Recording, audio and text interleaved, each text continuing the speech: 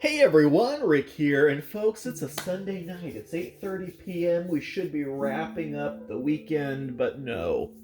We are here to play Battlefields of Mana. All right, let me see if I can get these figures on screen. Now, the lighting is terrible. I'm in my living room, so please bear with me. You may not be able to get too fantastic of details of the figures themselves, but hopefully at least you'll be able to see the battle play out.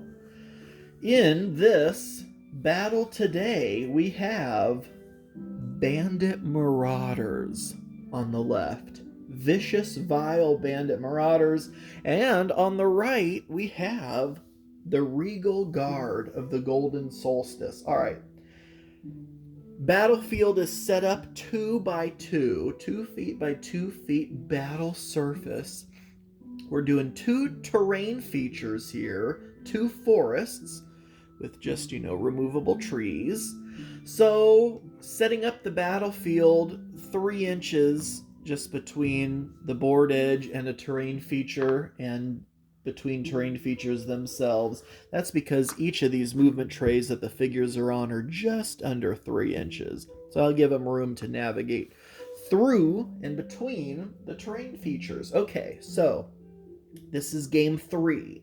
If you've seen my videos of the unboxings of all the figures, well, I couldn't help myself. Played a game last night, the very first game with these exact figures.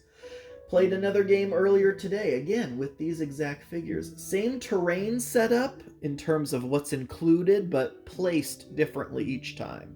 So this time, I did kind of a line of forests across the middle of the battlefield, whereas before I did kind of like an S shape, and I think the first battle they were just kind of clumped together in the middle. So, third game, this is actually the rubber match. That's right, first 2 games were split. So the scenario here is militia from a nearby village spot bandit marauders on the border, threatening, advancing into Regal Guard territory. They get the word out. Regal Guard aren't having it. They send an advanced force to the village to assist the militia in repelling the approaching marauders. Here is the scenario. We have 10 points on either side. So it's a 10-point battle. For the Marauders, we have, for 2 points, a unit of Marauder Thugs.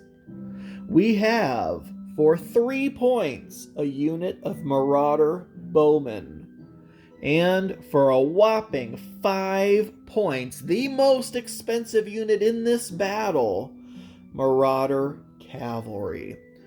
First game, played last night, the Marauders took it home. Second game earlier today, the Regal Guard really used the forests well and took home the victory. So for the Regal Guard, we have, for 2 points, Swordsmen. We have, for 2 points, Mounted Militia. So in the scenario, this is the unit of Village Militia assisting the Regal Guard. And then we also have, for 3 points, a unit of Axemen. And also for 3 points, rounding out the 10 points, a unit of Crossbowmen. That's just a peek at some of the stats, but now it's time to get involved. All right. So it's time for deployment. We're going to roll off to see who goes first. Anytime I roll a silver, you probably won't even be able to see it, to be honest, until I get a better setup. I'm still curious as to how I'm going to roll for this, because I have been rolling in this dice tray off cam. I can try to roll on the battlefield, but obviously I don't want to knock anything over. I don't even know. Can you see? Actually, those dice show up pretty nicely on camera. Do these? It's a little harder to see, especially, well, I don't know if you can see the black pips.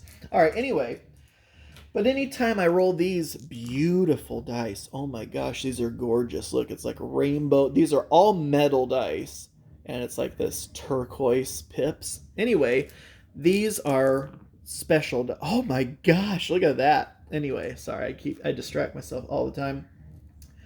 So these rainbow colored dice are going to be used when a unit braces themselves. And again, obviously I haven't gone over any rules overviews or anything like that, but these rainbow dice are just special dice used in certain situations.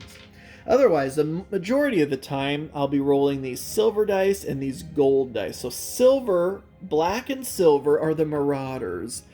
Black and gold are the Regal Guard, just so you know. So we're rolling off. It's just a D6 roll off. Deploy first and go first.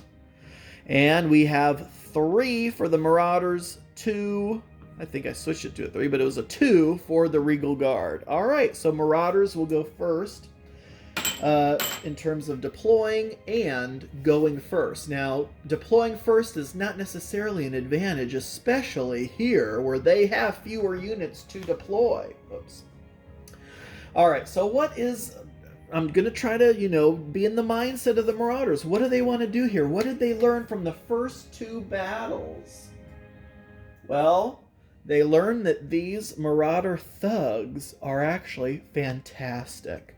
Marauder cavalry is obviously fantastic as well. So what do we do here? Oh, gosh. And this is where this battle report's probably going to take 2-3 hours just because it's hard for me to make up my mind. We deploy one. It's kind of a you go, I go thing. So I'm going to deploy a unit for the Marauders, deploy a unit for the Regal Guard, and then go back and forth. All right, so obviously, some games are won and lost in deployment. How do we want to handle this? Wherever I put the bows, I'm sure they're going to put their fast cav to shoot right over there and disrupt anything I wanted to do with the bows. But of course, if I put my strongest unit out there, the Marauder cav, they're going to have, react to that accordingly. So do I stick the thugs, kind of the everyman unit out there somewhere? Well, that's again where I'm trying to make up my mind. Especially with this terrain setup, I could stick the cav right here and just run straight in no matter what ends up happening. You know what? That's what I'm going to do. No bones about it. We are just going to absolutely... Let me get a look at that too. Because this is obviously rank and flank, so if you want to turn, you have to wheel.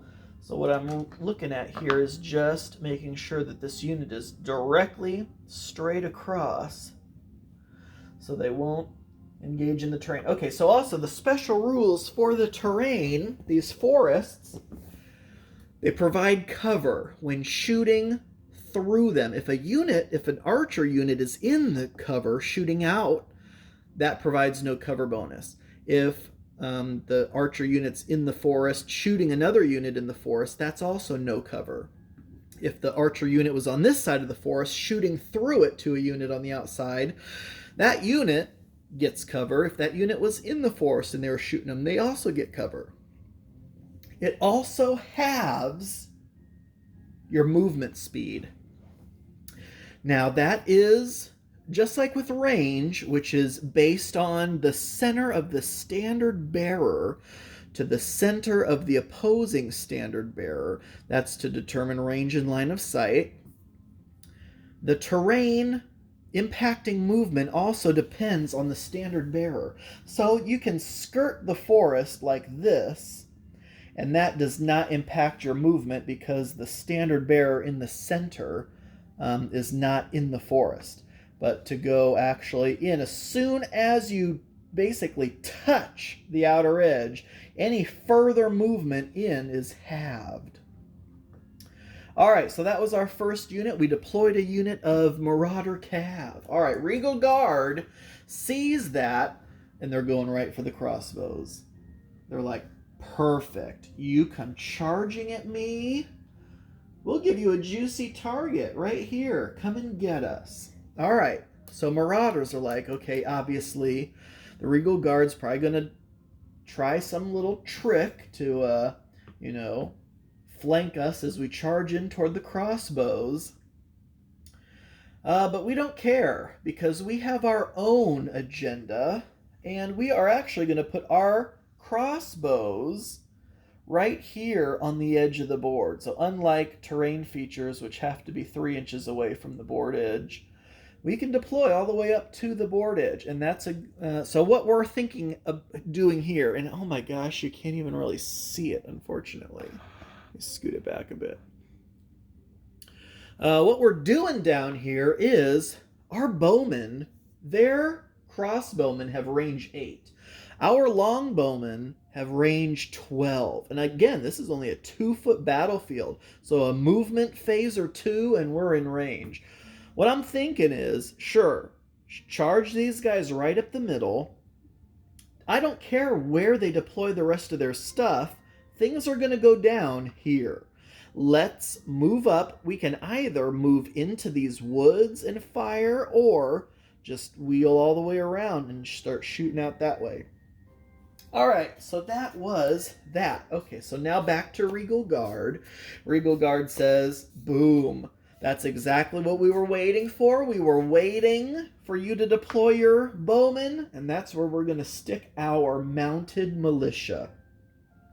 Can you see this? No, you can't. Over here on this corner.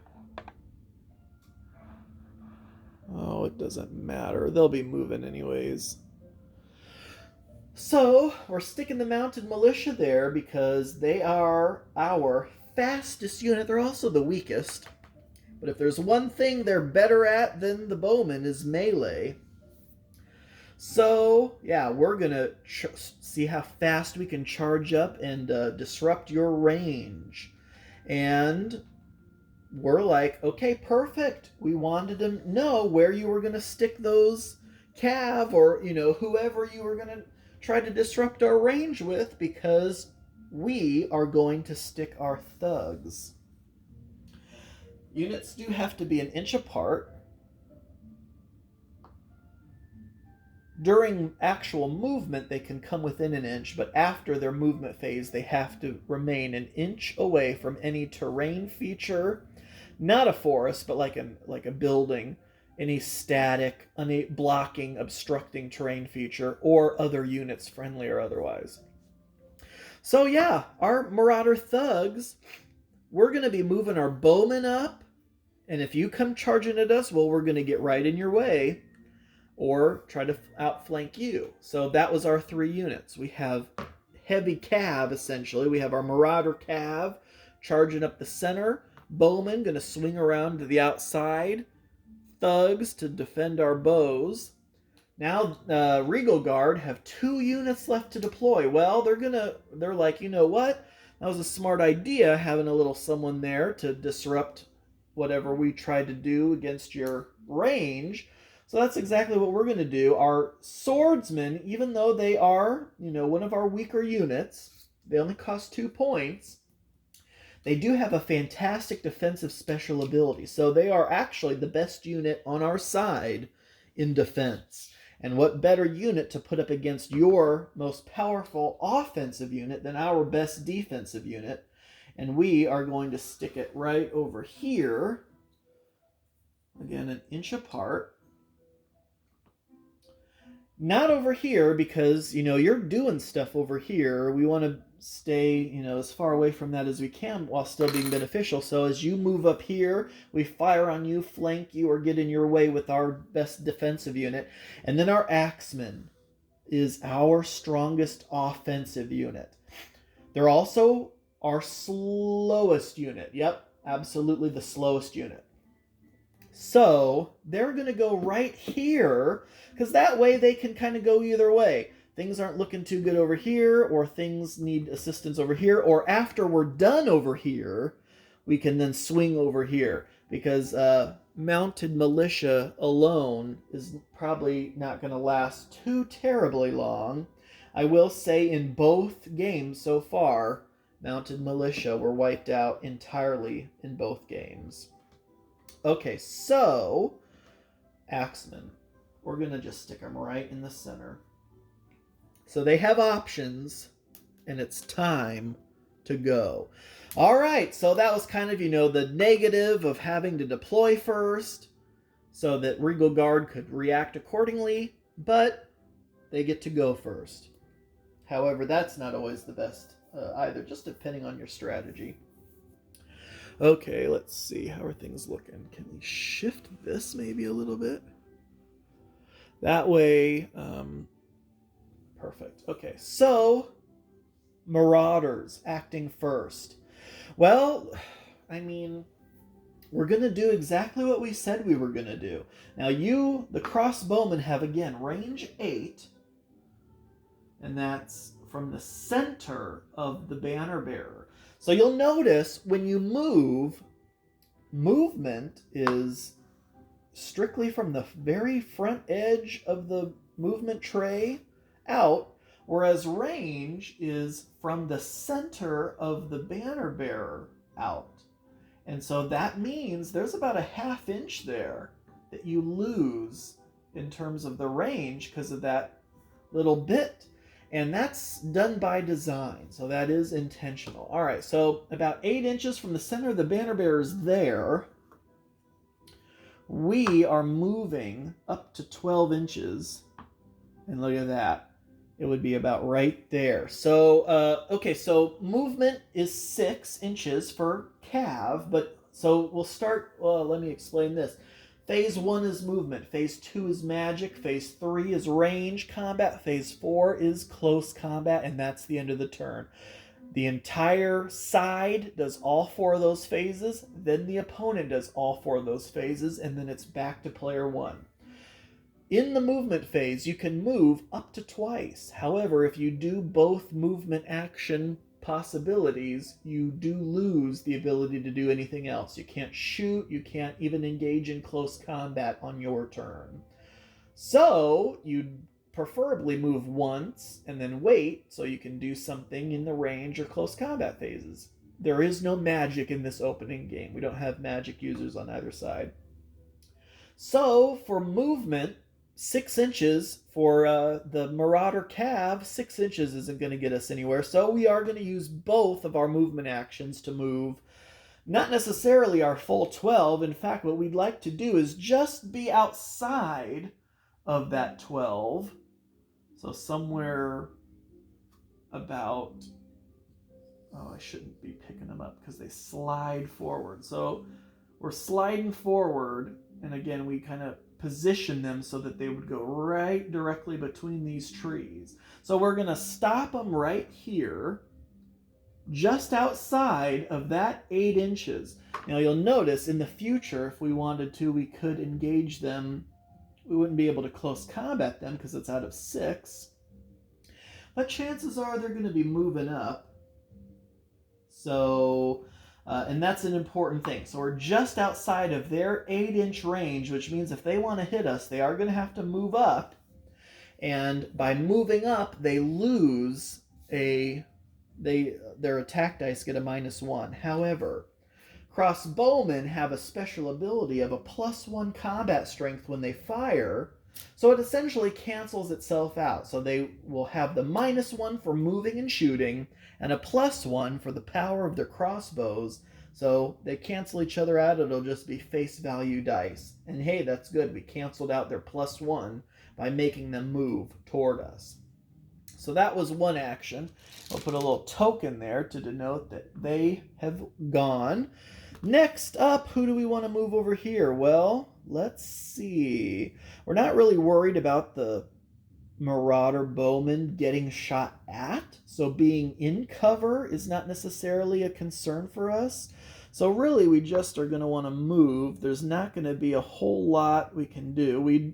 Their movement is 4, so ideally they can move up to here and then shoot 12, but there is nothing they can shoot within 12 inches, even if they move up 4. So they are going to move, but they want to make sure that these Cav can't reach them within their first movement of 6 to then also be able to attack. So they would be up there. Look at that. So these mounted militia would be able to reach here with their 2 times 6 movement, which is fine. We're okay with that. Well, no, we're not. We're not like, super okay with that. So in fact, what we're going to do is move up to about here. So it'll actually take them more than one movement to get to us. And with our 12 inches at that point, we're starting to look okay. And then, of course, we're going to want to move these folks, these Marauder thugs, up so they can assist us.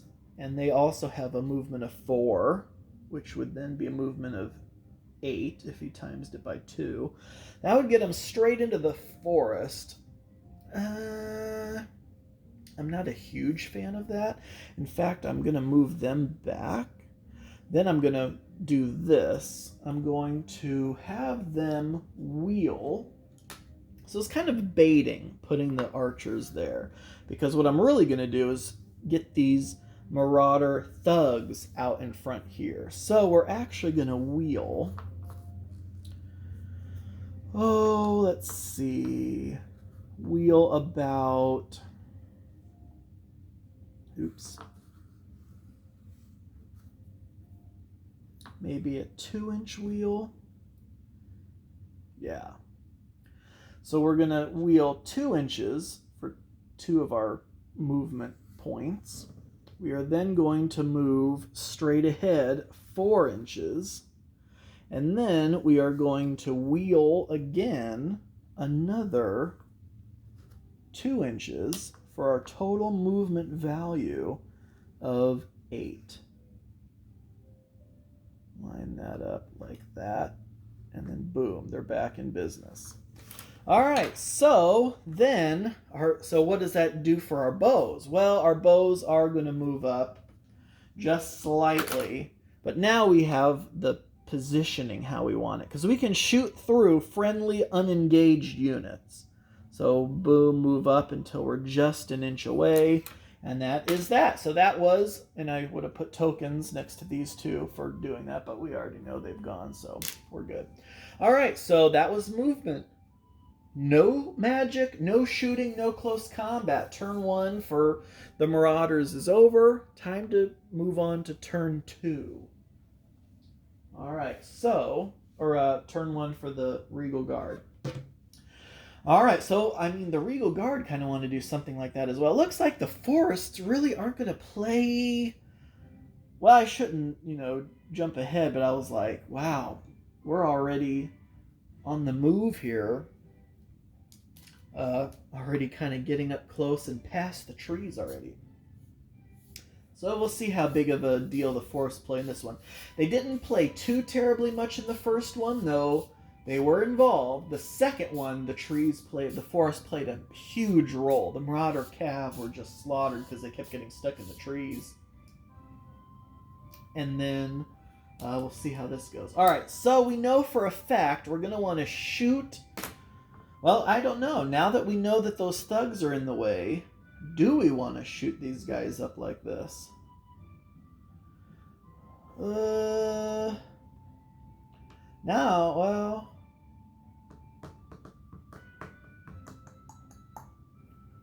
Getting them up to here would do us no good. We would just get shot at and then charged. Oh boy, well, what's their range? It would be 12 inches. Of course, they can move and then also shoot, so technically it would be a total of 16. Really, I just want to be far enough away that they don't charge me, so they can charge me at 4 inches, because charging gives you a +1 to your initiative. So we can go up to here, but we want to stay just out of there. So that's what I think we're going to do. Because otherwise I was going to say, well, maybe this was a feint. And maybe actually now we're headed this way to collide with that cav. But these militia honestly don't want anything to do with those cavalry. They'd much rather take their chances over here and draw some bow fire while the axemen get into position. So we're going to move these up to just outside that charge range. So that would have been a 4-inch move. And if they collided with the unit, then that would have been a charge. But now they have to use that 4-inch move plus their second move to get into contact, and that's going to be too far. The other thing is, nope, we don't have collision on them, so we don't have to worry about that. Collision is a special ability that the Marauder Cav have, where if the Marauder Cav move into contact with an opponent, the opponent takes D6 collision hits. But the Mounted Militia do not have that. All right, so here we'll put a token next to them saying they have now activated. And then our Axemen, like we said earlier, are unfortunately fairly slow. They only have a base movement of 3. We want to get them up there, though. And you know what? We're just going to go straight ahead. We're still not entirely sure where we're going to go. But at least that'll give us the option. Because if they see this flank, they could come and take us in the flank, but then they are leaving themselves wide open as well. But otherwise, being here, we still have the option of continuing this way. Maybe see, we really don't. We kind of want to avoid the forest with them, but it looks like that's impossible at this point, especially if we want to get the Axemen involved over here. Because since they're so slow, the forest makes them even slower. Alright, so that's what we're going to do there. We are going to move and shoot here. Should we move the swordsman first? Swordsmen are movement 4, means they can move up to 8. So they would be right on the outside of that forest if they move straight ahead without wheeling. Okay, let's do this. We're going to move up about 3, looks about right. And then we're going to wheel. And we are going to wheel. How far? That's 3 inches.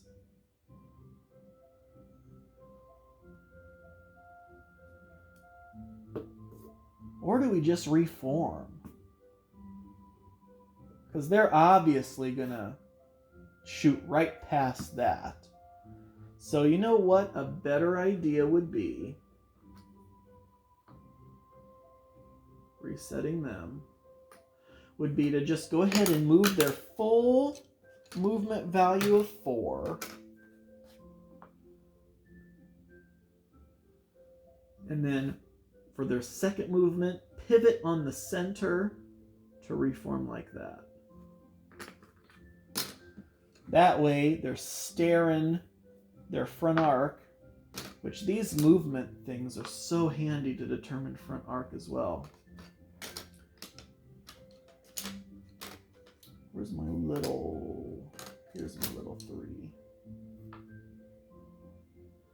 So pretty much no matter where those cav end up going, they'll be able to get them. Of course, that's assuming the cav don't change their mind about where they're going.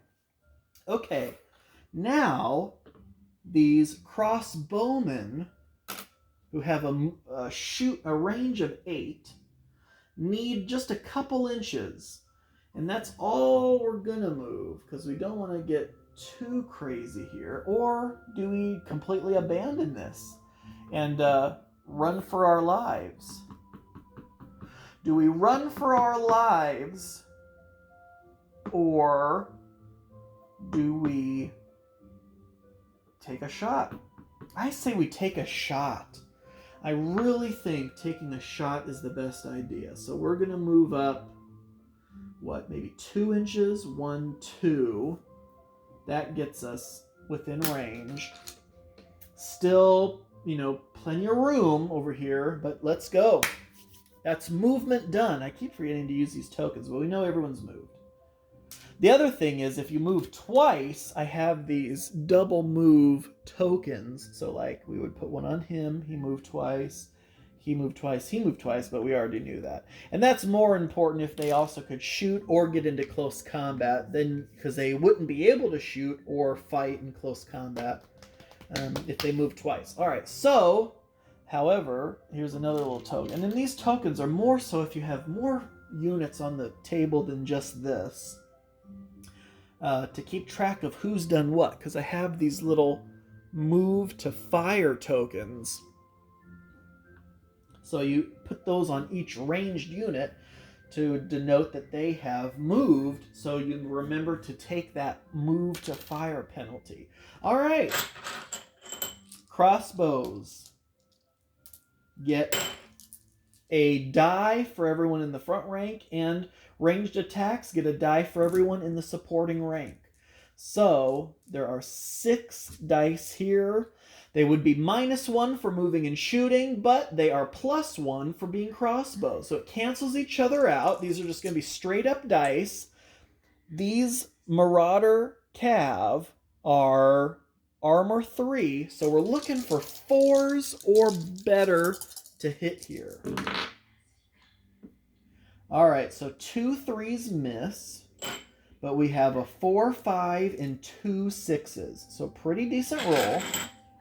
Marauder Cav, you get as many defense dice as there were hits, so it'll be 4 dice trying to equal or exceed the attack results. However, Marauder Cav have a special ability called Resilient, which means any 1s get to be rerolled. So they get to reroll 1s in defense. All right, so let's see what they roll. And they do have a 1. And look at that, 4, 5, 6. Yikes. So they were able to negate 3/4 of that attack roll. There's still a 6 left. They get to reroll this die 1 time. And it's a 6. Oh, God. That was terrible.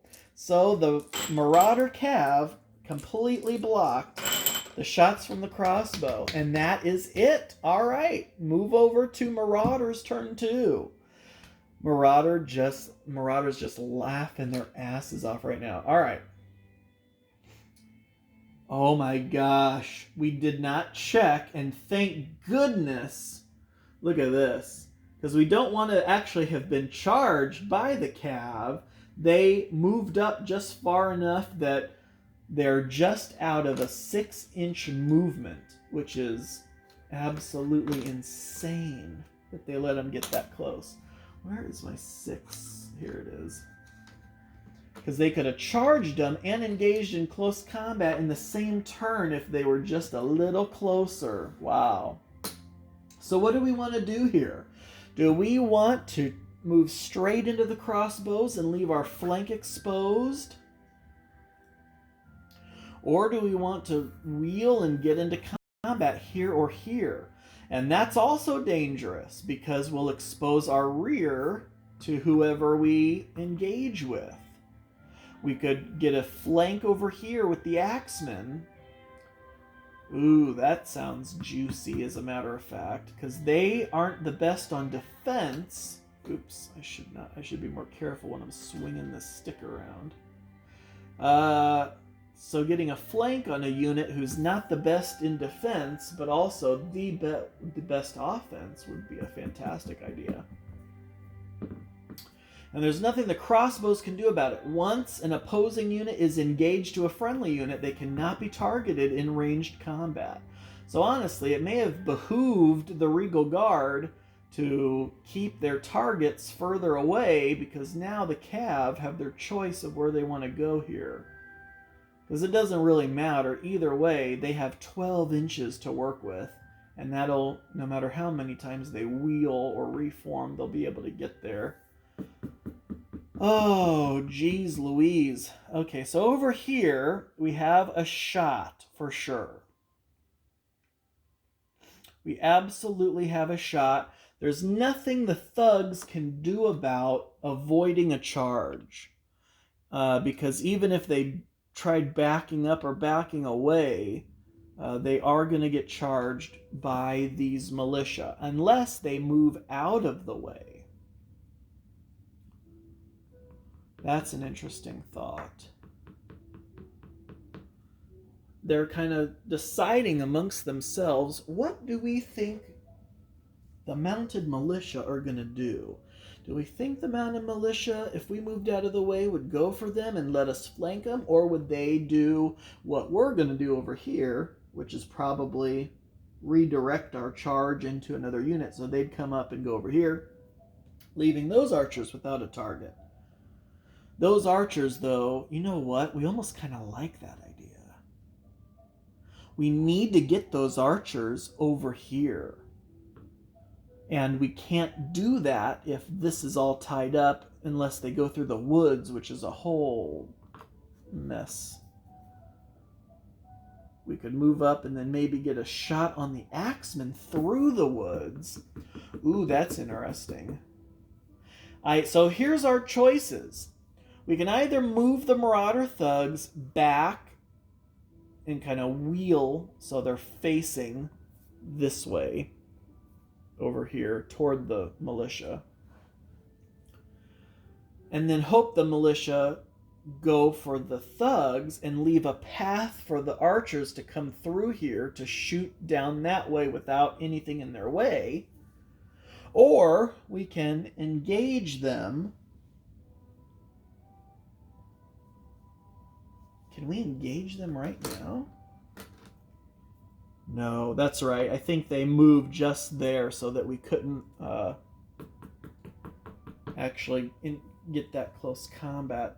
So we don't want them to charge us, so we could get involved with them right now. And then we could shoot at the axemen,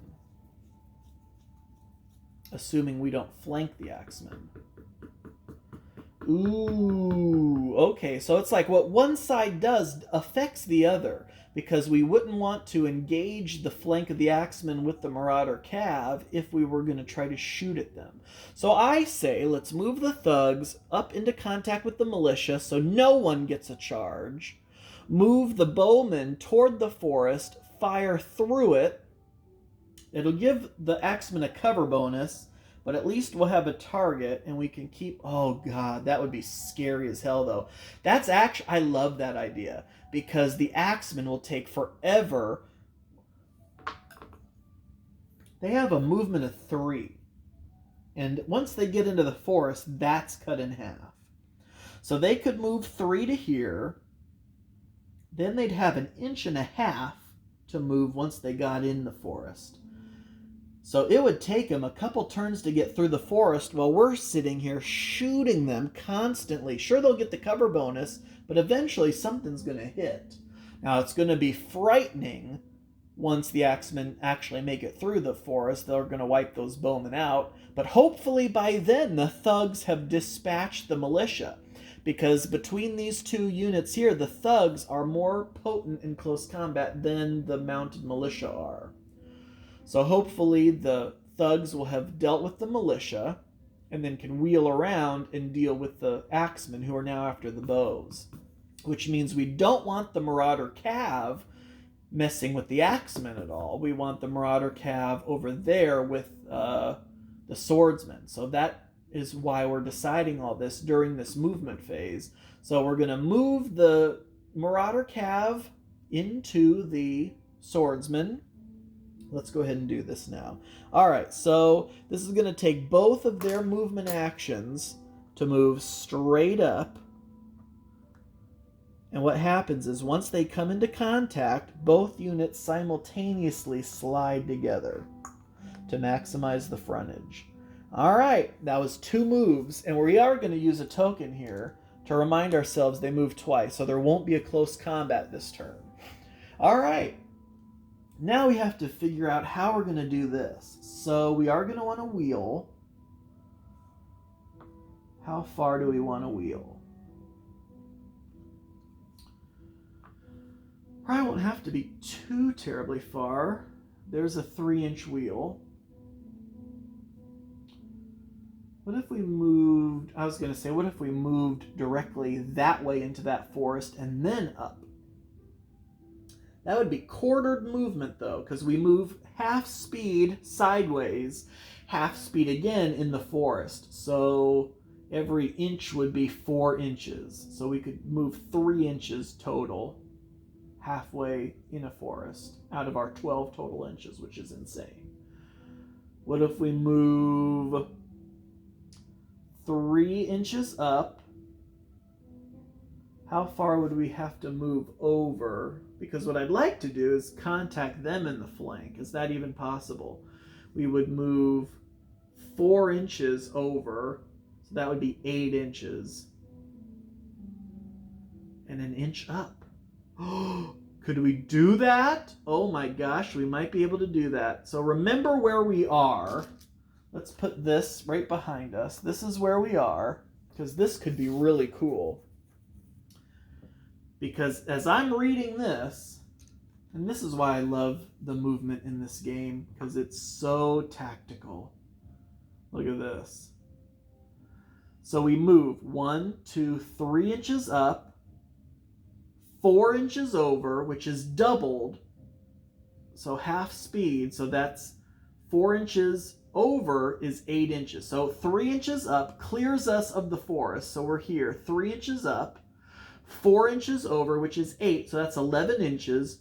1 more inch, which we, as you can see here, hopefully, there's this ruler's width from when we end up here to when we contact them. So that's less than an inch. We have plenty of room. We won't be able to fight them this turn, but we'll be in their flank. Now next turn, during their movement phase, they can roll to reform, but there's a chance. There's a 1 in 3 chance they can fail that roll, and then we're in their flank during a close combat phase. So let's do it. Oh my gosh. How does that look on cam? Can you even see any of that? Okay, so here we go. We're moving them up. We're moving the oh my gosh, and they're going to come into contact with them. So they are going to take collision hits. Oh, look at this. This is beautiful. Here we go. Moving up 1, 2, 3 inches straight ahead. We are then moving 4 inches this way. 1, 2, 3. We actually don't even need to move. Well, I guess we do. Because I was going to say, because right now we could go straight ahead and hit them in the flank, but they wouldn't slide to meet us. Actually, I think they would. We would still slide together. See, that is so interesting. But it doesn't matter. We just move 3 over. We can move a 4th over. And then, so that was 3 inches plus 4 times 2 inches is 8. And again, the banner bear is not in the woods, so there's no negative for that. Then 1 inch forward. Boom. Maximize the frontage there. So we have 3 guys on 2 guys there. Oh, it's beautiful. And we'll put a little token there. Now the collision hits happen right now in the movement phase. So these cav just collided. You probably can't even see what's going on. These cav just collided with those swordsmen, and they get this many collision hits. Oh god, it was only a 2. But still, come on. 2 collision hits. Swordsmen are armor 2, so 3s or better. Pair of 4s. Swordsmen do not get parry saves against collision hits. A 1 and a 3. That's 2 wounds. And 2 wounds, every figure in this particular battle has a health of 2. So that is pop, first blood. A swordsman has been killed due to collision hits. Oh, that was absolutely gorgeous. Okay, so let's see here. All right, good. Oh my gosh, that was glorious. All right, but we're not done yet. Oh, the Marauders. Ooh, they have this whole thing figured out. Okay, so now the archers are going to go. And again, they want to get a hit on these axemen this turn. So in order to do that, center of their banner bearer means our banner bearer needs to be up to here. So we need to get to here in one movement phase. So let's set that right there. How can we shift and go over that way in one movement phase? We actually want to, we want to stay as far away as we can and still be able to shoot them. So here's what we're going to see if we can do. Can we move? Okay, 2 inches that way is our full 4 inches. Oh, God. Come on, we have to be able to do this. We need to get over there in 4 inches. Okay. Can we wheel?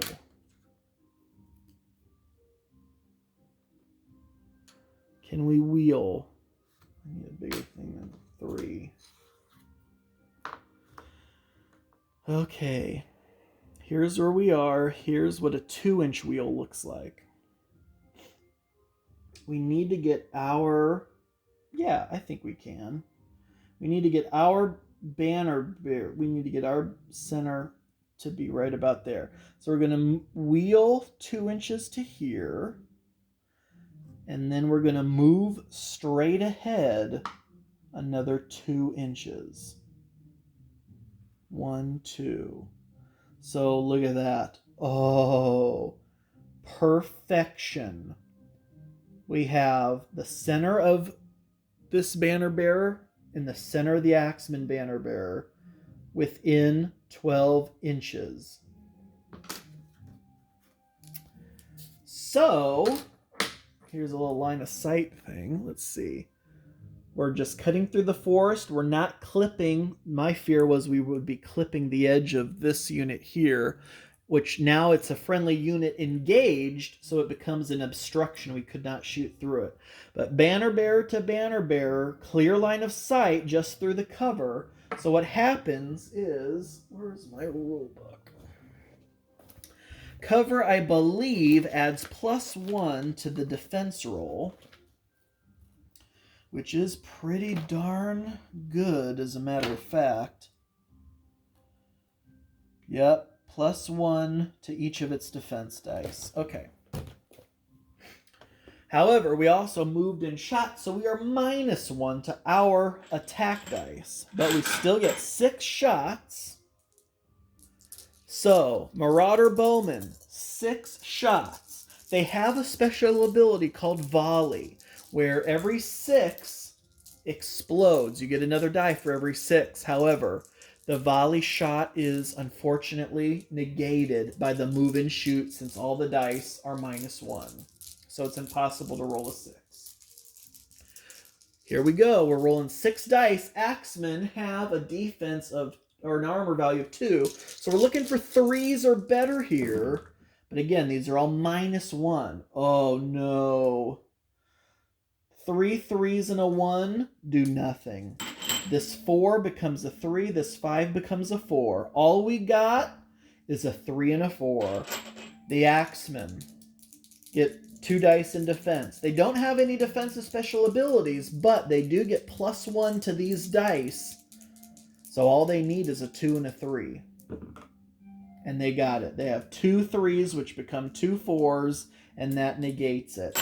All right, so while we were more successful over here, but we are in a good position now. The main thing was we wanted to move up and, take a shot if we could. And we did. So now, close combat phase. These 2 units both moved twice, so they don't get to combat. All right, it's Regal Guard time. How's the Regal Guard going to respond? I mean, good Lord. That was tactically glorious what we just saw from the Marauders, which is probably not in character for them to be that tactically sound. Okay, anyway. So, in this movement phase, what do we want to do here?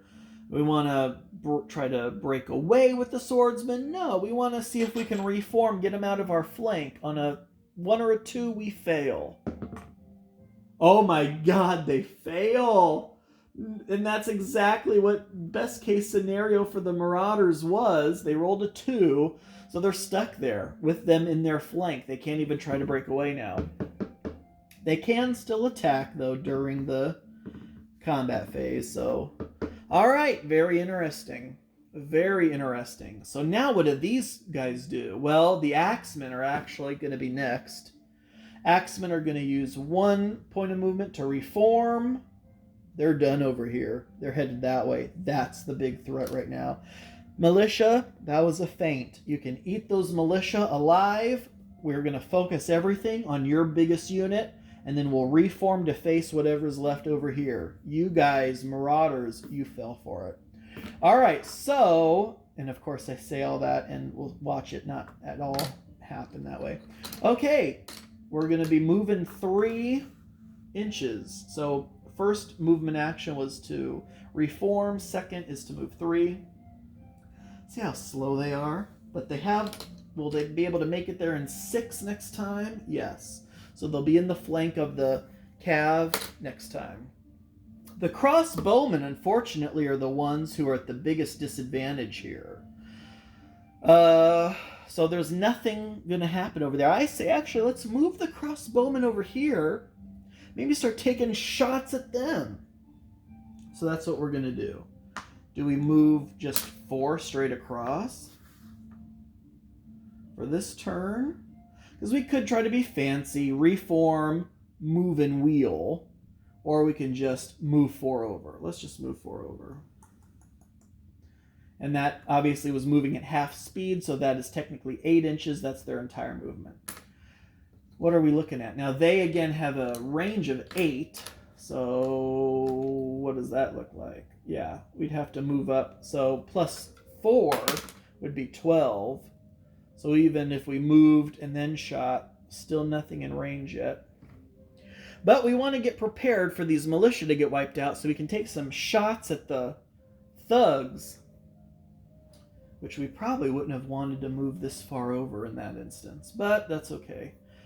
12 inches. Oh my gosh, look at that. That's perfect.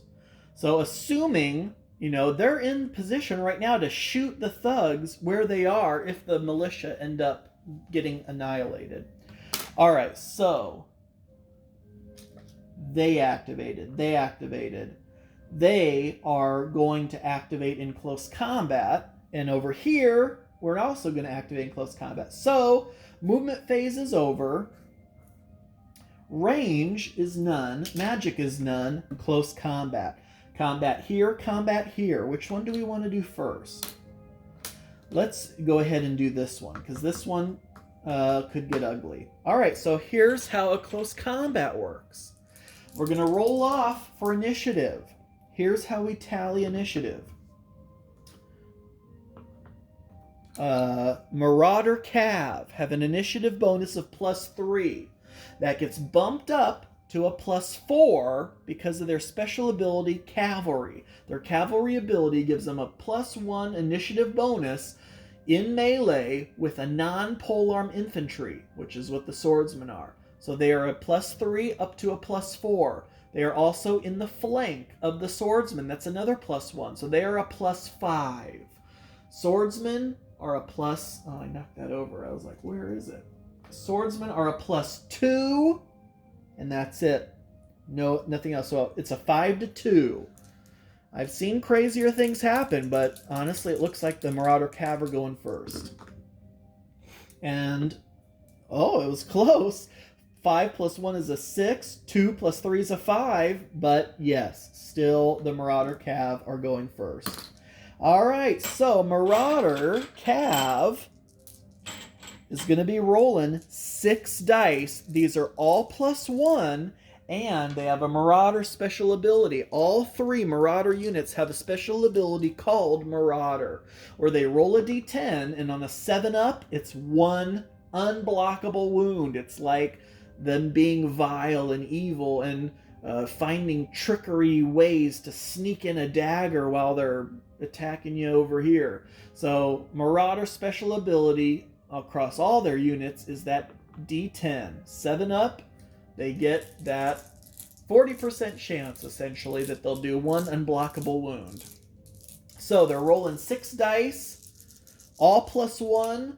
Swordsmen, again, swordsmen are the best defensive unit that we have over here. Their armor is 2, so Cav needs a 3 or better, and they have parry. So anything they don't block, they can re-roll those not blocked wounds, and they do parry save them on a 6. All right, so Marauder Cav rolling 6 dice. These are all +1, needing 3s or better, but actually just 2s or better since they're all +1. All right. Oh my gosh, look at that. 2 6s. 5 becomes a 6. 5 becomes a 6. 3 becomes a 4, and 2 becomes a 3. So all 6 of those dice hit. Marauder special ability is a 1, so that misses. All right. 6 defense dice. Good Lord. They have 4 6s to try to get. Look at that. That's insane. Can you see that on camera? This die is literally on its edge. All right, but anyway, here's what we have so far, and it's not good. We have 2 5s, but the rest is nothing. Let this please be a 6. This was the cocked die. No. So we have 4 dice trying to get 6s, which they're 6s anyway, so the parry save may end up helping us out here. Of course, that's why I prefer rolling in the tray, not on this board, but not a single 6. That's 4 wounds. That was a huge deal because look at this. That peels off the back 2 swordsmen. Oh boy, that does a lot. That does a hell of a lot because now the swordsmen are panicked. They're at 50% or less of their unit. And they no longer have someone in the back rank here to fight over here. So that means they're only going to get in their attacks back 2 attack dice, needing 4s or better. A 1 and a 2. Complete miss. Oh, this is not going good. We need to get those axemen over there ASAP. All right, so that close combat is done. Here we go over here. Marauder, so it's initiative roll-off. Marauder thugs have an initiative bonus of +2, and that's going to stay that way. Mounted militia have a +1, but they also have the cavalry special ability, so it bumps it up to a 2 against non-polearm infantry. So it's 2 to 2. And it is a 5 to a 4. Unfortunately, the Marauders do get to go first here. Marauder thugs have a special ability called Frenzy, where in the very first round of a close combat, they get an extra die per front rank figure. So instead of 6 dice, 2 apiece, it's 9 dice, 3 apiece. And they get to roll their Marauder die. So 9 dice, looking for 2s or better because the militia cav only have armor 1. Oh boy, well there's a bunch of 1s and 2s, so a 2 still hits. We have several 3s and a 4. Unfortunately, a couple 6s there. Now the big question, do they take an unblocked wound? No. Alright, so they're now going to need 7 defense dice here. Looking to negate as much of this as possible. Oh boy, look at all those 1s. But they do actually roll pretty decently with the other dice. So they have a 6, 2 5s, and a 4. So it looks like just 3 dice got through. I say just, even though that's a pretty big hit, because that's going to take out 1 mounted militia, and do a wound on another. Alright. That was that. However, mounted militia now do get to strike back. Hopefully they do better than their swordsman counterparts. Marauder thugs have armor 1, so just 2s or better here. Oh god. A 2 and a 4. Man, these guys just did not come to fight today. Alright, Marauder thugs have no defensive special ability, so they're looking for a 2 and a 4, and they got it with a 4 and a 6. Not a single wound. The Regal Guard are getting eaten alive here. Alright, and that was it for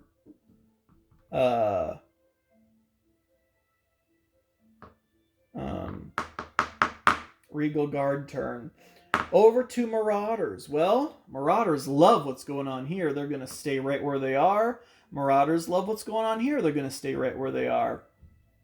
We see what's happening over here now, and the axemen are now out of range. However, if we move up 4 more inches,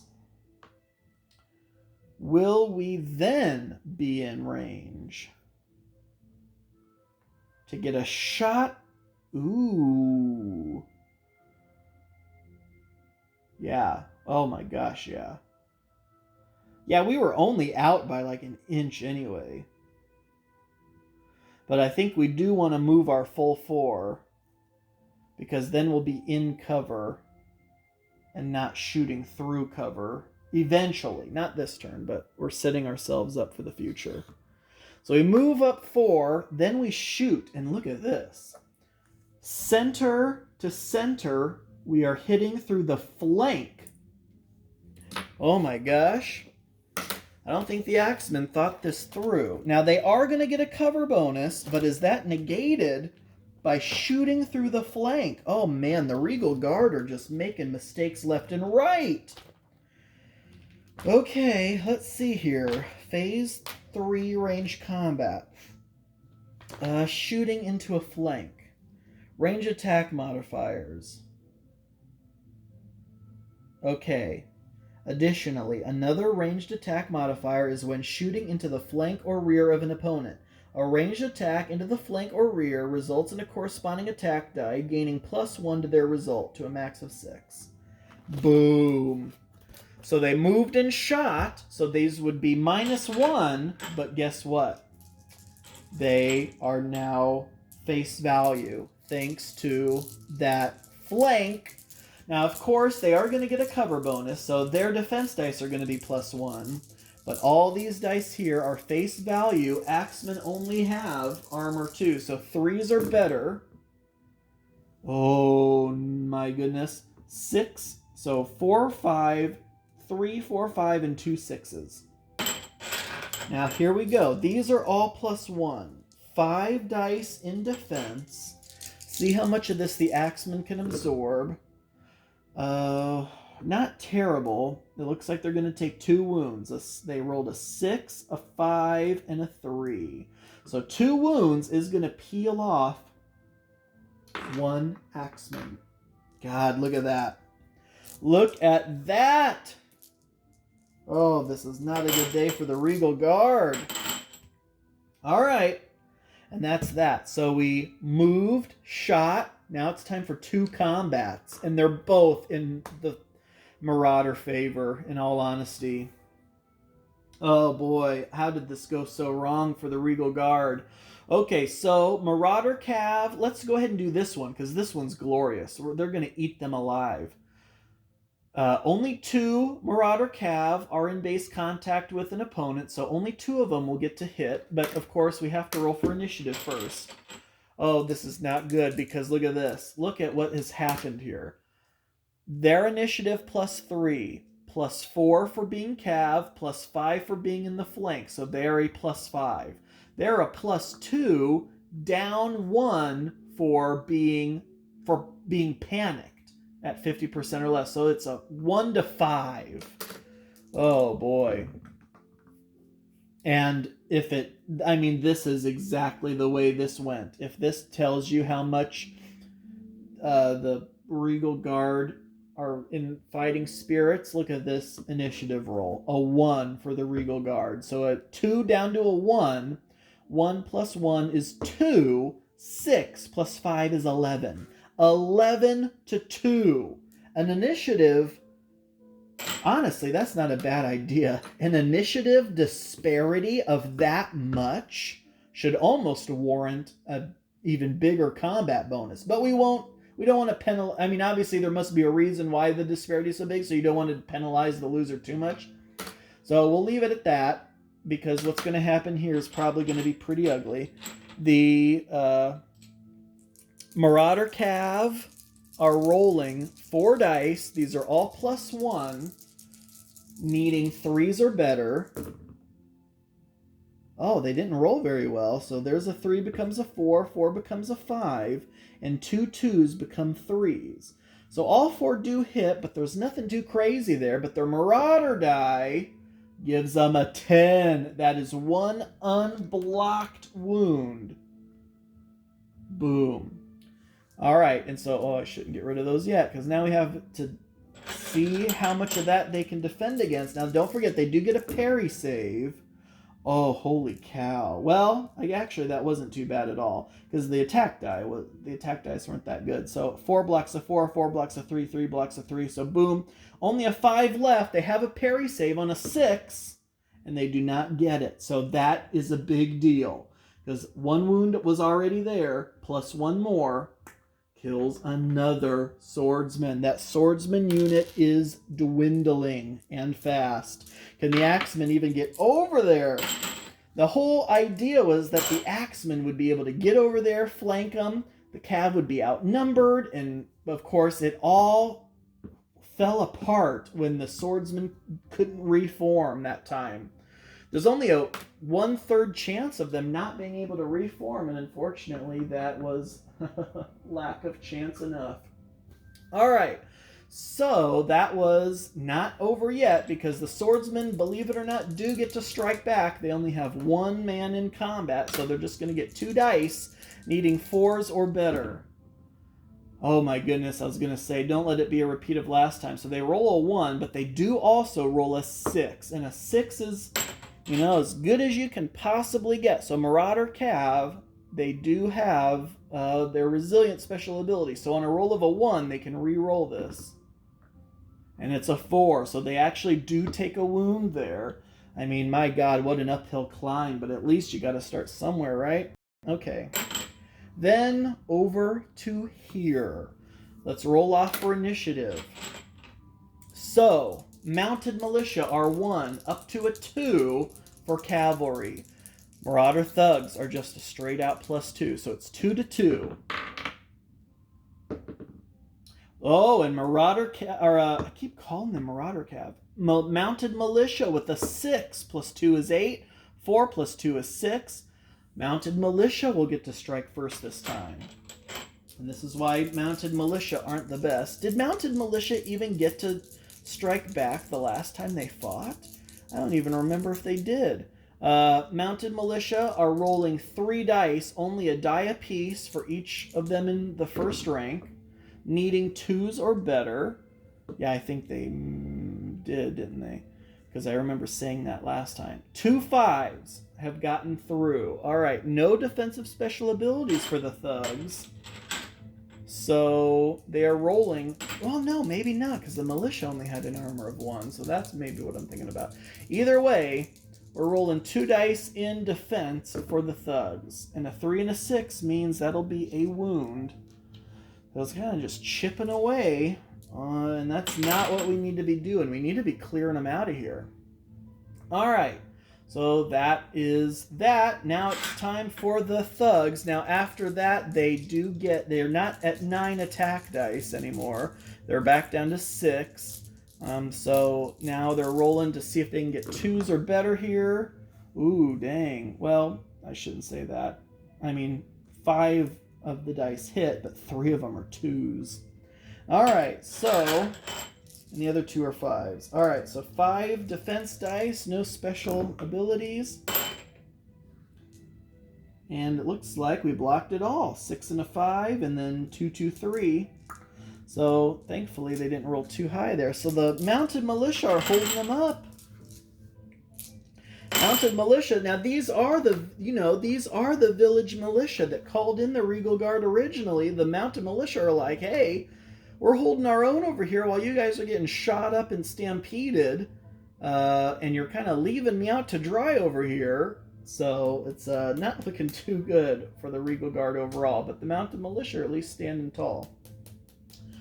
So far, that is. All right, so that was... whose turn was that anyway? That was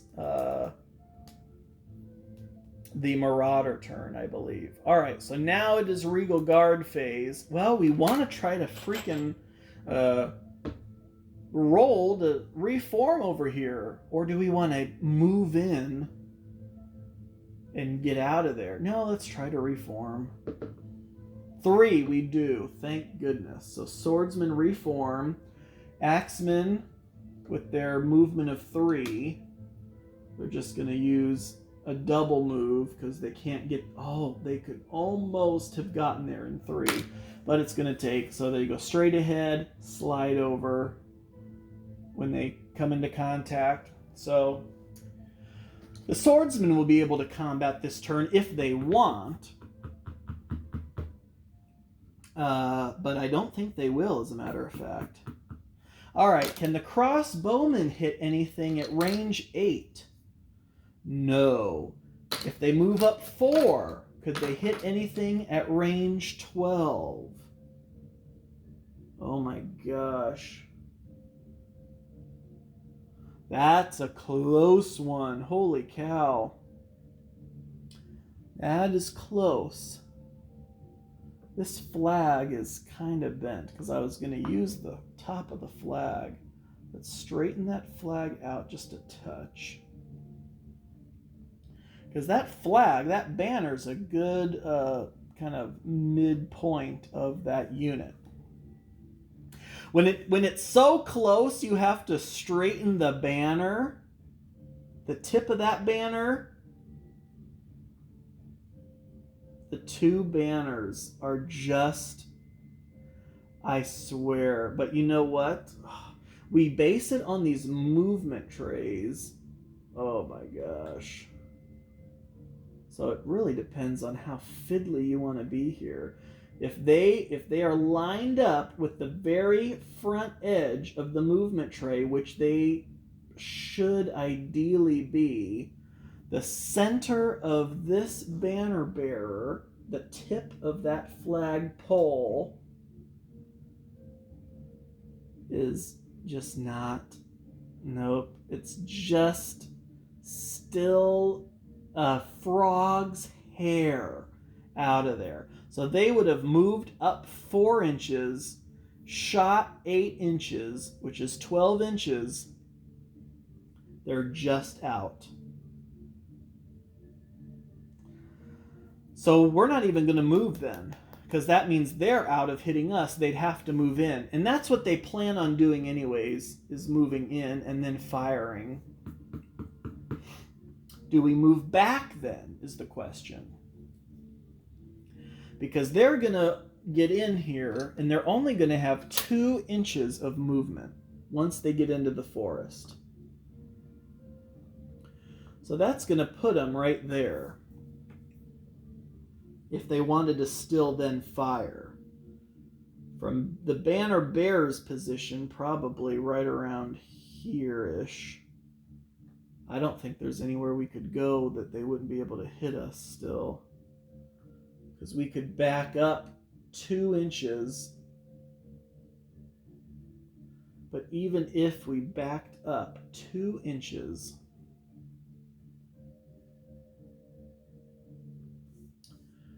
that would still not be... That's basically to the edge of the board. So we would be here, and I think it looks like we'd still be in. But you know what? Let's just go ahead and do it. Or should we just stay there? Oh boy. Oh, let's move back. We're moving back 2 inches, which is 4. We'd have plenty of movement anyway. Well, so then do we also shuffle to the side? Because we still have 4 inches of movement left. Oh, I don't like playing these games in terms of, you know, being fiddly and, you know, running away. But to avoid getting shot from the woods, I don't even know if that would save us. I think it will, though. Hopefully. So, and that's probably, you know, I always wondered why pre-measuring was looked down upon, but maybe because of this, people get too calculatory with it and, you know, analysis paralysis and all this. All right, so that's going to be our final answer. So we reformed, moved into combat, which we will put a double move token there, so we know they can't participate. Moved, reformed, moved, and we'll combat here. So then we have 2 combats. Do we brace ourselves here? I say yes. For the first time this game, we're going to brace, which means we don't engage in close combat this turn, and we get 1 extra defense die should we be combated against next turn. Okay, so that leaves this combat over here. Mounted Militia versus Marauder Thugs. The age-old battle, and it's 2-2. 1+1 for Cav and a flat-out 2, and look at that. All day, every day. Well, except for last turn. Marauder Thugs, rolling 6 dice, needing 2s or better.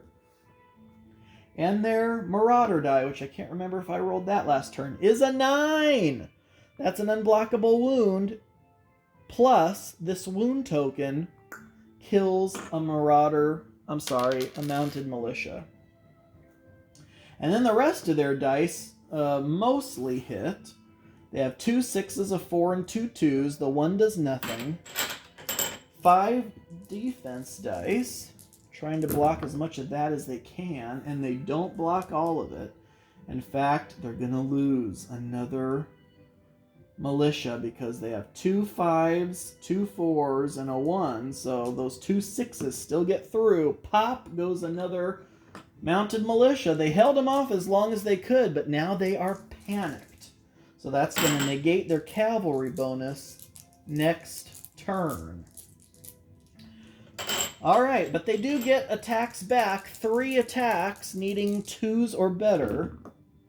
And they roll a single 6 and 2 1s. Can the Marauder Thugs block a 6? Close, but no. So that is a 2nd wound. And finally, oh my gosh, can you believe that is the first casualty of the Marauders? This is going terribly for the Regal Guard. Okay, and that's it. Marauders attacked, Militia attacked. We braced over there. That's that. Boom. It is now a Marauder turn. Well, Marauders are going to do what we exactly thought they were going to do, which is move straight ahead 4 inches. And typically, I like grabbing one of these measuring things that are over the length that I'm moving so I can line it up, line at least an inch up alongside their base so I can create a straight line. Okay. So they can only move 2 inches if they still hope to fire. So from there, that's 2 inches. So technically in forest movement speak, that's 4 inches. Can they now hit? Nope, they are out. All right, so they might as well use their other 2 inches. Because this is going swimmingly. This is probably going swimmingly. So we're going to, move another 2 inches up.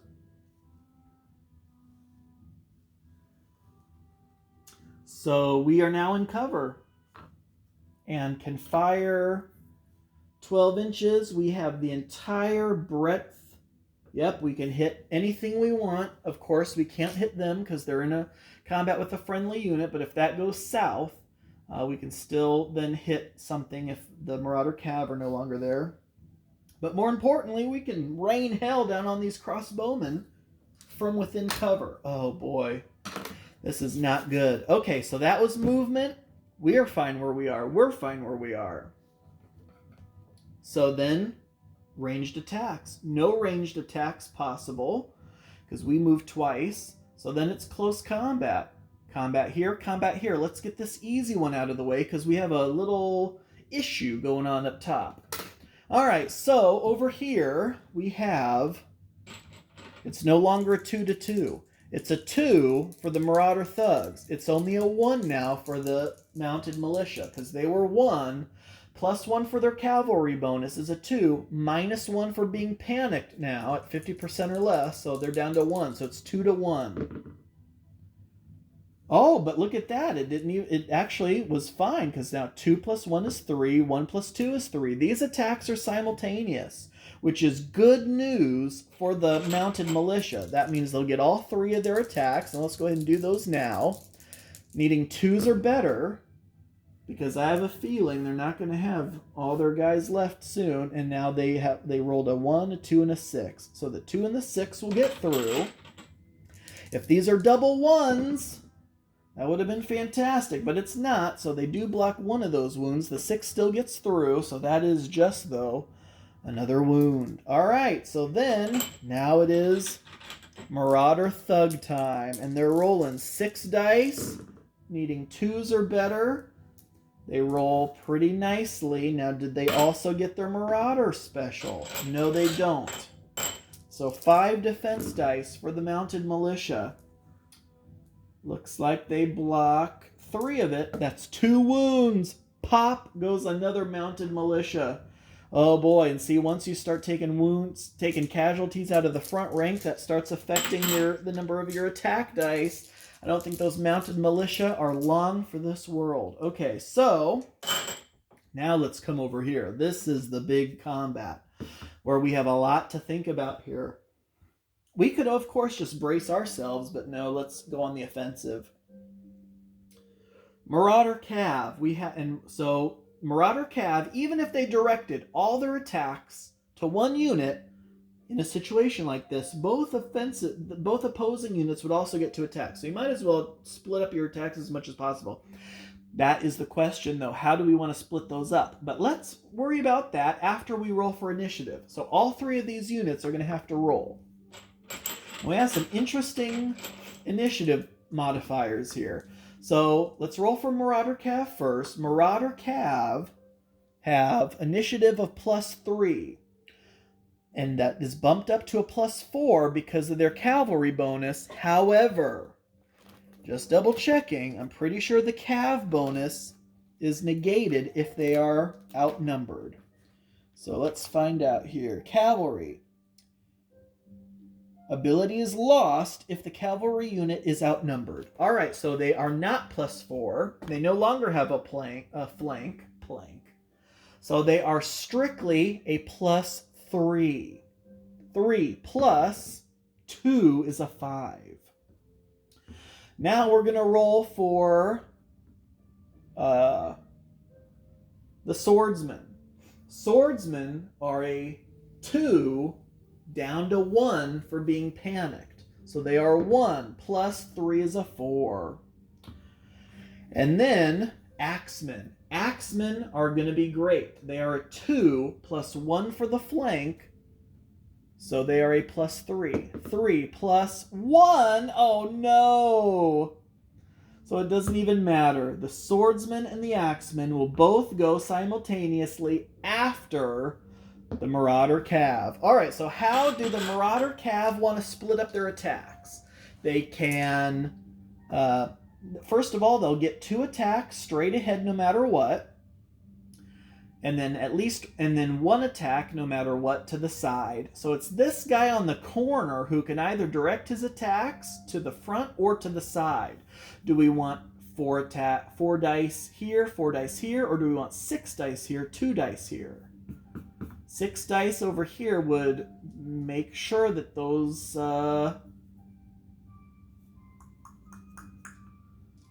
swordsmen get taken down more likely, but the axemen are a bigger threat. But what I think they're hoping to do is take out the swordsmen, then reform, and they are looking pretty good. So let's go 6 dice. Let's do 6 dice straight ahead. Try to eliminate those swordsmen, and then 2 dice to the flank. All right, so that's what we're going to do. So 6 dice. These are all +1 on the swordsman, plus the marauder die. These are all +1. Ooh, these weren't the best, but we do have 3 5s here. 3 5s, a 4, a 4, and a 1 becomes a 2, which misses. Unblockable wound? No. So 5 defense dice for the swordsman. Oh my gosh, they rolled fantastically. Well, for the most part. They have 2 6s and a 5, so that leaves 2 4s. So these 2 can be parry saved on 6s. No. So that is a swordsman gone. And that's important. Oh, shoot. They had this. They had this brace die I forgot all about. They just need a 4-up. It is! So that swordsman actually, see, that was the whole point of bracing ourselves to get that extra defense die, which blocked one of the 4, so only 1 wound ended up getting through. And I was going to say that was important because that would have been another, attack opportunity. Attack dice lost. Okay, so that was their brace die, and that's why it's really awesome to brace. Okay, so that was Marauder attacks up front. They didn't do as much as they were hoping to do. So 2 dice over on the Axemen, needing 3s or better, but these are +1. Oh god, there's a 2. There's a 6. So just a single 6. So these Axemen defending, no. So the Axemen do take a wound. Alright, and that was Marauder Cav. Okay, so now attacks back. Could the momentum be swinging back? Because, good lord, the Axemen are going to get 6 dice, and the Axemen have brutality, which means any dice that fail to pierce the Marauder Cav armor get re-rolled. And then there's going to be 4 attack dice from the swordsman. All right, let's do 6 attack dice from the Axemen. So the Marauder Cav have armor 3, so 4s or better. 4s or better. And that was pretty darn good. 6, 5, 4, 4, 4, and a 1. Rerolling the 1 because of brutality. It's a 3, still misses. Alright. 5 defense dice. Now again, Marauder Cav are resilient, so they're rerolling defense die results of 1. They rolled no defense die results of 1, and look how terribly they rolled on defense. They block 2 of it, they take 3 wounds. They already had 1 wound, so 1 + 1, Marauder Cav gone. The other 2 wounds, well, I shouldn't be taking them there. We need to make sure to take them from the side where they're still in contact. Okay, so 3 wounds eliminates 2 Marauder Cav. That's the absolute almost most they can take and still have full attacks on their flank and front. Alright, so that was big. Okay, so that was awesome. And now the swordsmen get to go. Now, did the swordsmen see that and see how to, attack with decency? Here we go. Swordsmen attacking now. You know what? I don't think we did our... Did we do our... I don't think we did. Our 2 attack dice on the Axemen? Yeah, we did. We did the wound on them. But did we do the Marauder die? It's a 4 anyway, so okay. God, I cannot even remember what we're doing. Okay, so anyway, I think it's Swordsman's turn, who are looking for 4s or better, and they do have 2 4s, which is about the least you'd hope for. Now, can they defend against that? Rerolling 1s. Ooh. Oh, they did block it. Otherwise, that would have been another Marauder down. So that's a wound on that last Marauder Cav in the back rank. Okay. So that is that combat, hopefully done correctly.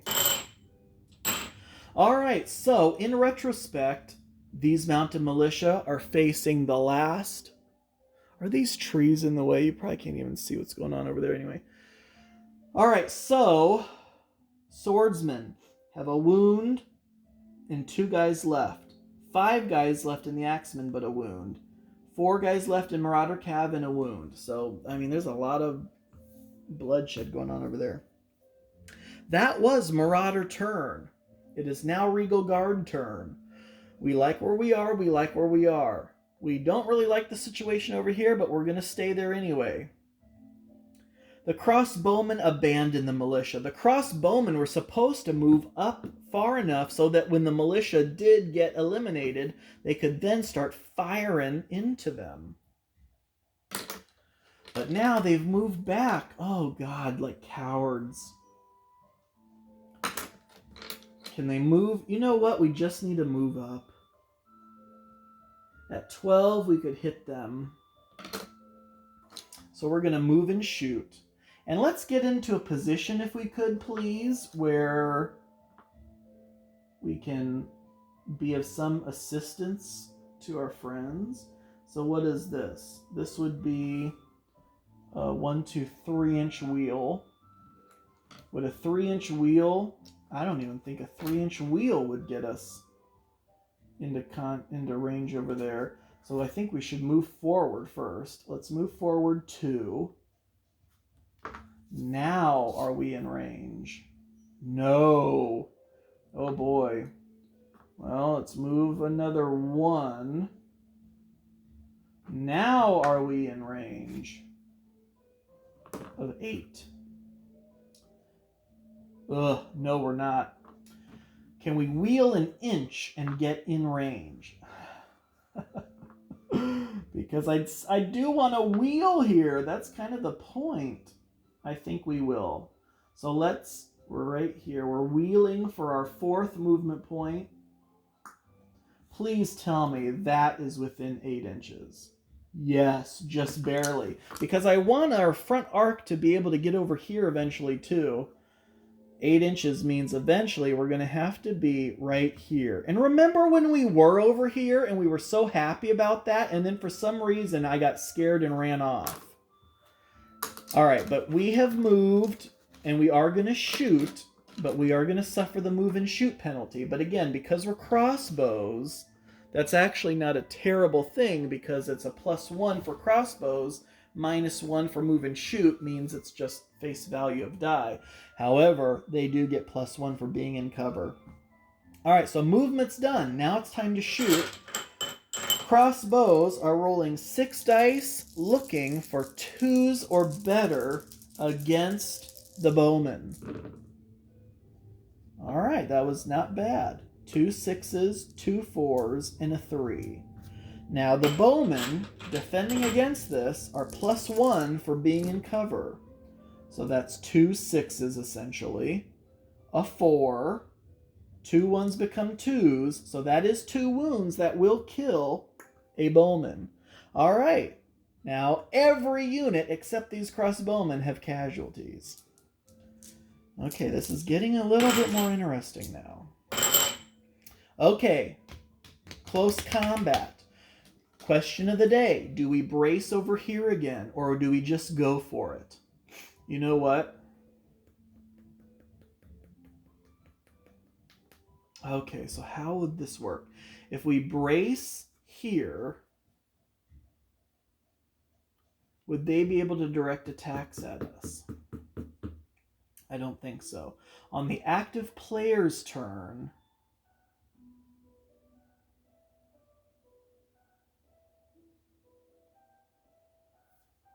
okay, yeah, I keep getting it confused. So if there were 2 opposing units and I had directed all attacks on one of them, the other opposing unit could still attack me. That is what I'm getting confused. If I brace with this unit and attack with this unit cannot direct attacks over here. So we can brace with the swordsman and attack with the axeman. But my question is, why not just attack with both right now? Well, because if we brace, we'll get another defense die here. There's no reason for them to rush into things. Okay, so I think I'm going to brace with the swordsman, attack with the axeman. The swordsmen, even though they're bracing, still provide that outnumbering initiative bonus for the axeman. So hopefully that'll help. And then the cavalry can't direct attacks at the swordsman. All right, that's what we're going to do. So let's remind ourselves of that. We are bracing with the swordsman for their next turn. Okay, so we'll attack here and attack here. Or no, you know what? No, we are going to brace ourselves over here as well. There's no reason to engage in a combat knowing that we'll just be attacked back. Why not brace ourselves for next turn. Hold them off as long as we can till we get this situated, if we ever do. Brace ourselves here, attack here. All right. Initiative roll-off. Axemen are a 2 plus 1 for the flank, so they are a 3. The Marauder Cavalry are plus 3. They don't get their cavalry bonus because they're outnumbered, and they are outnumbered, so they are down 1. Is that right? I think so. Cavalry bonus, they don't get it if they're outnumbered.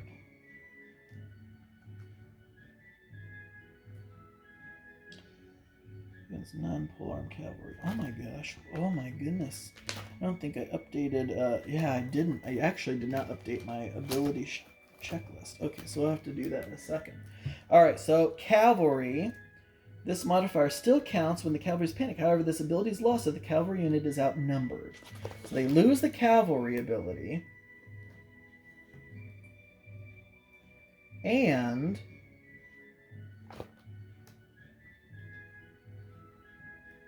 -1 penalty to their initiative.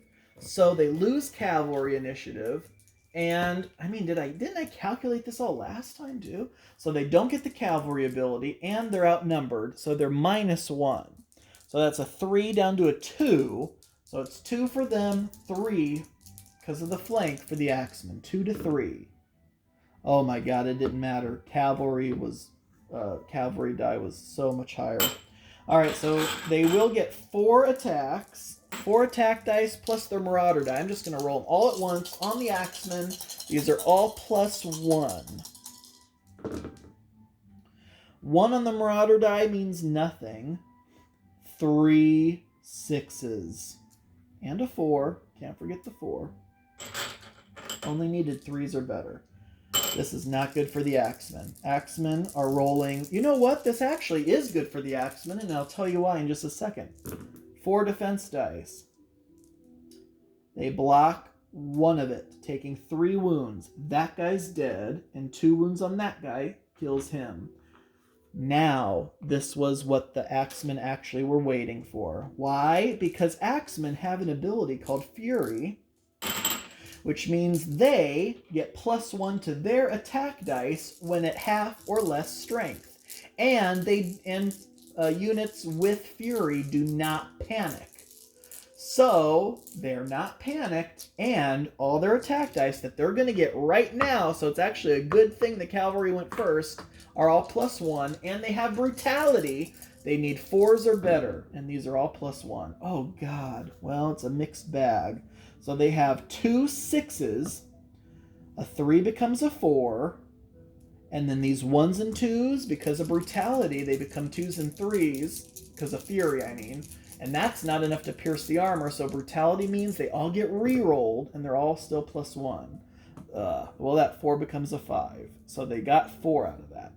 Let's hope this does something to that Cav. The Cav get 4 dice in defense, re-rolling 1s. They do have a 1. Yikes, they rolled a 6 and a 5. Come on, we just want at least... So they got 1 wound for sure. Now, is this 1 anything? Nope, so they take 2 wounds. This guy takes a 2nd wound, so he's gone. And that means the Marauder Cav is panicked. 1 wound on someone in the front rank as well. Alright. So the Axemen eventually did get over there and are doing what the Axemen tend to do. So that's, I mean, this is actually, despite how it looks, is actually a fairly even combat because swordsmen are worth 2 points, axemen are worth 3 points, cav is worth 5 points. So it's 5 points to 5 points, and look, they are all pretty much about the same in terms of getting wounds. Okay, so anyway, that was that, and we braced over here. Regal Guard turn is done. Marauder phase. Marauder turn. They are going to hit Marauder Bowman. Oh, well, okay. Any moves? No moves, no moves, no moves. Done. Ranged attacks. Marauder Bowman. They get 3, 1 for each of the front rank, 2 supporting attacks for the rear rank. All 5 dice on this unit. They have what's called volley. Since they didn't move and shoot, they are going to get this volley, which means 6s explode. Looking for 2s or better. They did not roll any 6s, but all 5 of these dice hit, and their unblockable wound? No. Alright, so crossbowmen rolling 5 dice in defense. Not terrible. They are going to lose a crossbowman, though. 4, 5, 6 blocks 3 of that. But these 2 1s mean pop goes 1 crossbowman. Alright, so crossbowmen aren't probably going to want to stay in this situation for too long, but they really have no choice, unfortunately. Alright, then it comes down to combats. They love what they see here. They're getting worried over here. Let's go ahead and... well, let's go over here first. So, Marauder Thugs are a 2. Mounted Militia are a 1, panicked to 0. They still get the cavalry bonus when panicked, so...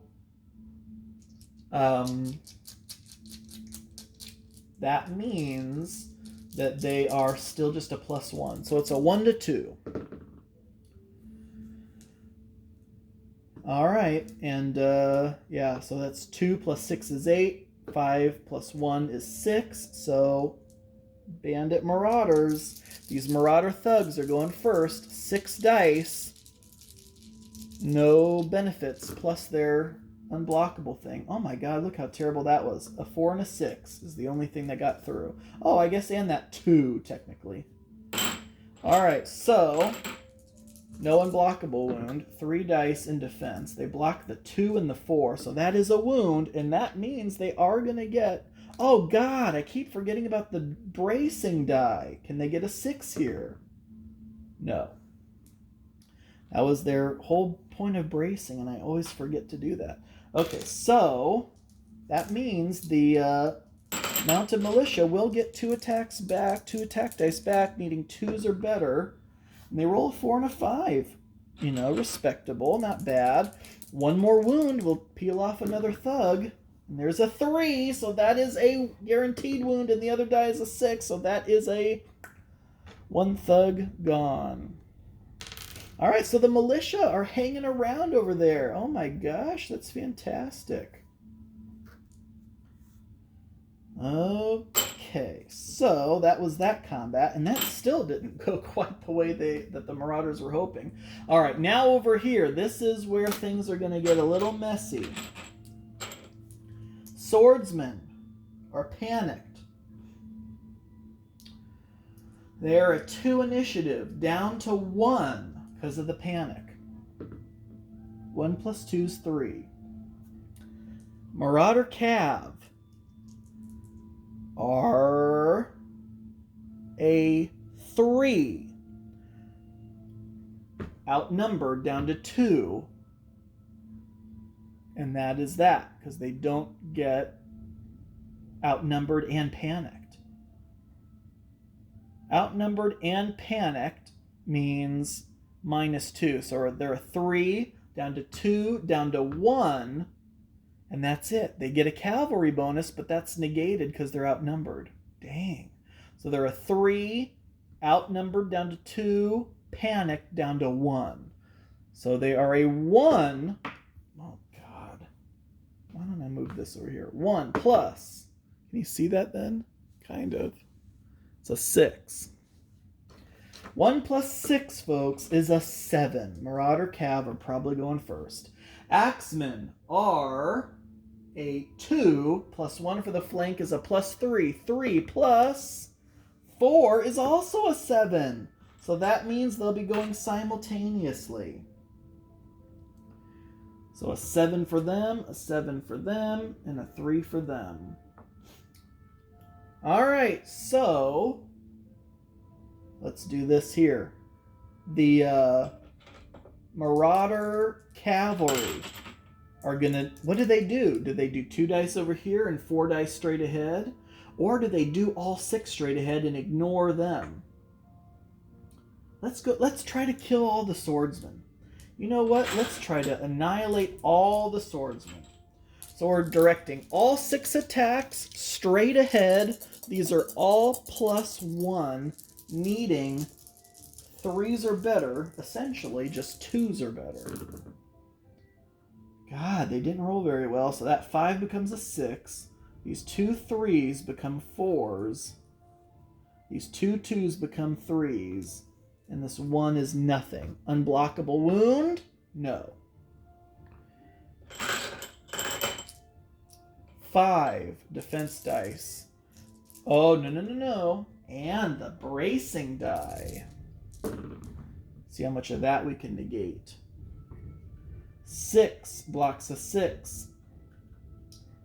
And 2 3s block 2 3s. Oh my gosh. So 2 wounds. 1 more swordsman dies. And the last swordsman, I'm going to get this tray out of here. This banner bearer is the only one left, and he is wounded. But he's still alive, and he will get to strike after these axemen, because these axemen were simultaneous. So the axemen, only 2 guys are in contact now. So that means 4 dice, and again, because of their furiousness, they're all +1. So we have a 6, we have a 4, we have a 3, we have a 2. We needed 4s or better. So because of brutality, the 2 and the 3 get re-rolled, and they're still +1, which adds another 4, and that's it. 2 4s and a 6. All right, 3 defense dice, re-rolling 1s. There's a 4 and a 5, so if this 1 is a 6, they'll block it. Nope. So that's a 2nd wound, which means, boom, the Marauder Cav are getting hit hard here. Man, they just could not eliminate the swordsman fast enough. All right, but the swordsmen do get to strike 2 dice, needing 4s or better, and they do roll a single 5. Did the Cav take another wound? They rolled a 1, which means they get to re-roll it. Did they take another wound? Yes, they do. They only roll a 4 in defense. So there is a wound. All right, so that was everybody. All right, and we did this combat as well, right? Yep, I think so. All right, I believe that means it is Regal Guard turn. So, movement phase. I think everyone's set. Ranged attack phase. Let's hit here. So, crossbows did not move, which means all... Oh, they only get 5 dice because they did lose somebody. So, 5 attack dice. Needing 4s. I'm sorry, what the hell am I saying? Bowmen are only armor 1, so needing 2s or better. So these are all going to hit because these are all +1.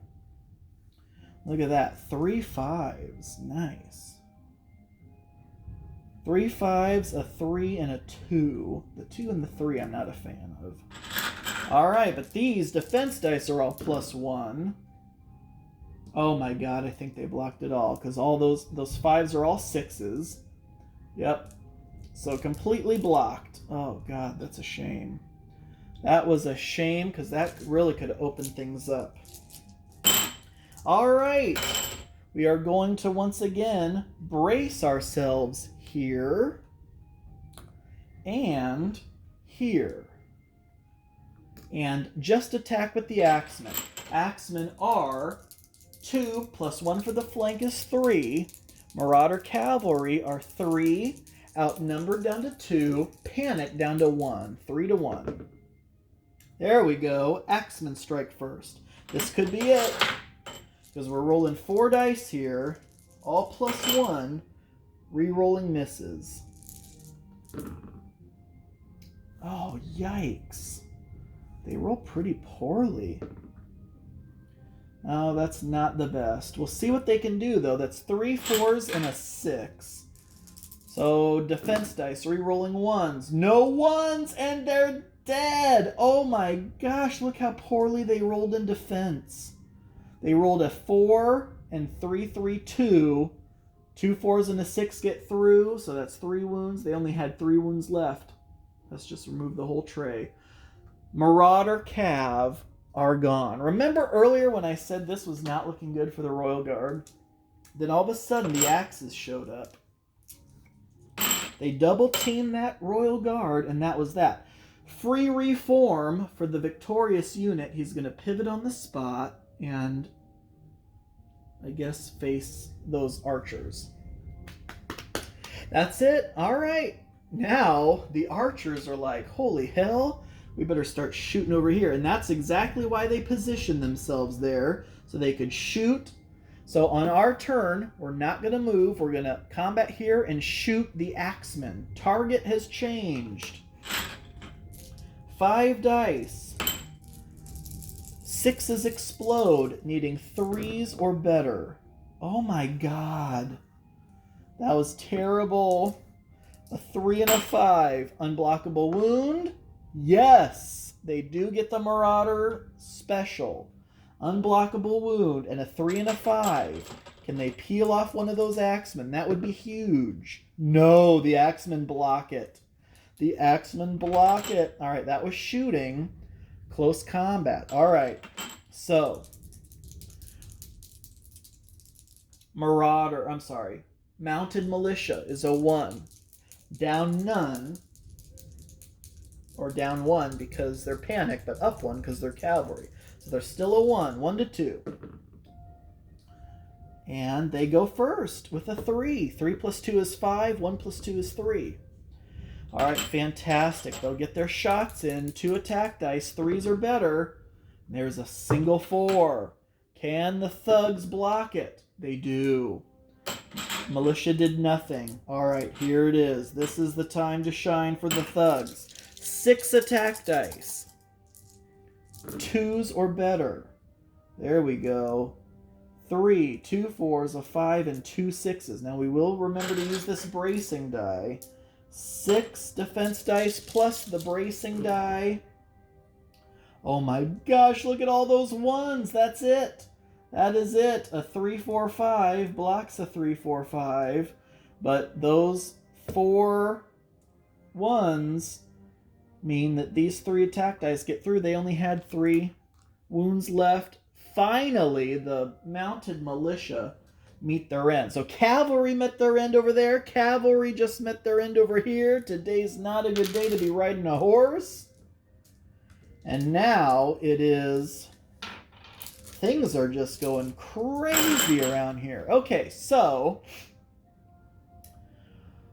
oh boy, they get to reform now. I don't even think they do. I think they... well, they can maybe pivot a little bit, because I want them to still be able to skirt past this forest. So they'll turn just like that, so they don't get impacted by the forest movement. Okay, so that was shooting in combat, and that is it. They don't need this brace over here because it is now the Regal Guard phase. Okay, Regal Guard are going to move and do what else? Can we get... how far away are we? 6-inch move. Let's just go the full 6, because what's going to happen is we're going to enter the forest and not be able to quite get there. 6 would look like we would get there, but once we enter the forest, it's half. So we end up moving 1, 2, 3, 4, 5 into the forest. Now we're at only a ½ inch left, essentially. I guess technically we would be there. So that's what? That's 5. And we're at the forest. So we have 2 left. Halved, now that we're in the forest, is 1. So we're right there. We will get there later. But that's actually not a bad thing, because now we can shoot as well. What do we do with the lone swordsman? Do we whip him around?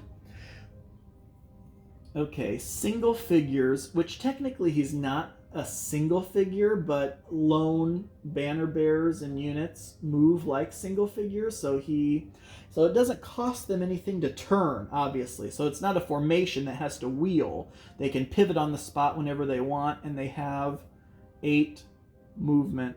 So it's basically just like a figure in any other game. So he's just going to go. And he doesn't have a flank or anything either. So he's just going to look just like that. He only has a wound left. Maybe he can flank those guys.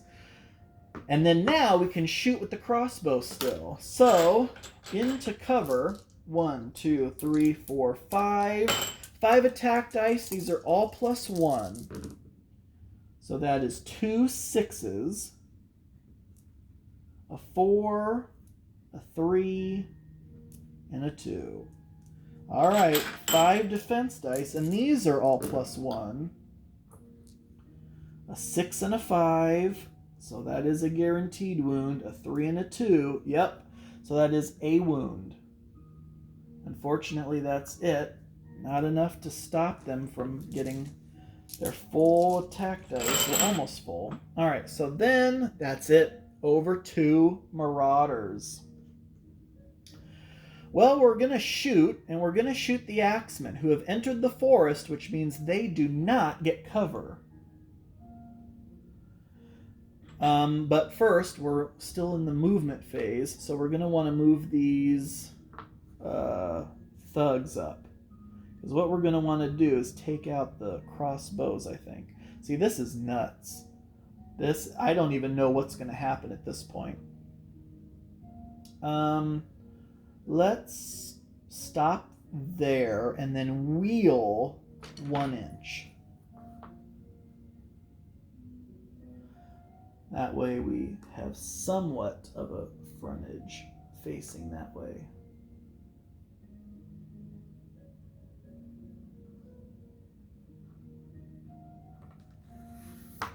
Something like this. Okay, good.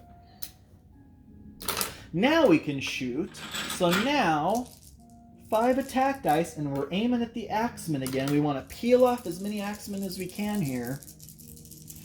6s explode, needing 3s or better. And their Marauder die. Marauder die did nothing. It's 2 6s and a 3, 4, 5. So it all hits, because we only needed 3s or better, and 2 more dice because of the exploding 6s. And those actually both missed. Alright, so 5 dice in defense. See how much of that we can block. Oh my gosh. We were so close to not losing someone, because we have 2 6s, 2 4s, but the 5 gets through. So they already had a wound. Pop goes 1 more Axeman, unfortunately. But at the very least, we still should be somewhat capable of dealing with those bowmen. But I mean, it's anybody's game right now. In fact, it's starting to look bad for the Regal Guard again. Okay, so no close combat. Regal Guard phase. Movement, we are moving in. That's probably 1.5 inches. At least. Because we only have 3 inches of movement. Can we get in there? Yeah. So in one movement action, we clip in there, close the door, and we, I think for the first time this game, can use a charge token to indicate that we have charged. What about over here? Can we get involved in one movement action here? I don't think so. Because what would happen is we would move 1 inch into the forest. And now we only have 3 inches left, down to 1.5 inches. Actually, 1.5 inches is about all we need. Yeah, exactly. 1.5 inches is all we need to get in there and shut the door. So the lone swordsman with his wound also has charged successfully. So the axeman remnants and the swordsman remnants have both charged the bowmen. Now, do we have an issue over here? Are they in our front arc still? Yes. Yes, they are technically in the front arc from standard bearer to standard bearer. Awesome. So that means we can fire at them without penalty. And that's what we're going to do right now. So 5 attack dice. These are all +1 and they don't get a cover save. Oh, fudge buckets. When the Axemen moved in, I keep forgetting this, the Marauder Bowmen get a free volley, it's called, for being charged. Oh, God. The Swordsmen won't suffer a free volley since they attack the flank. But, let's see here. Free volley. How does that work again?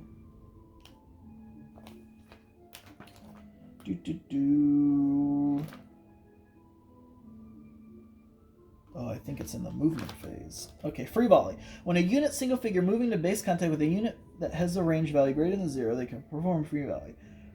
Range does not matter, nor does line of sight.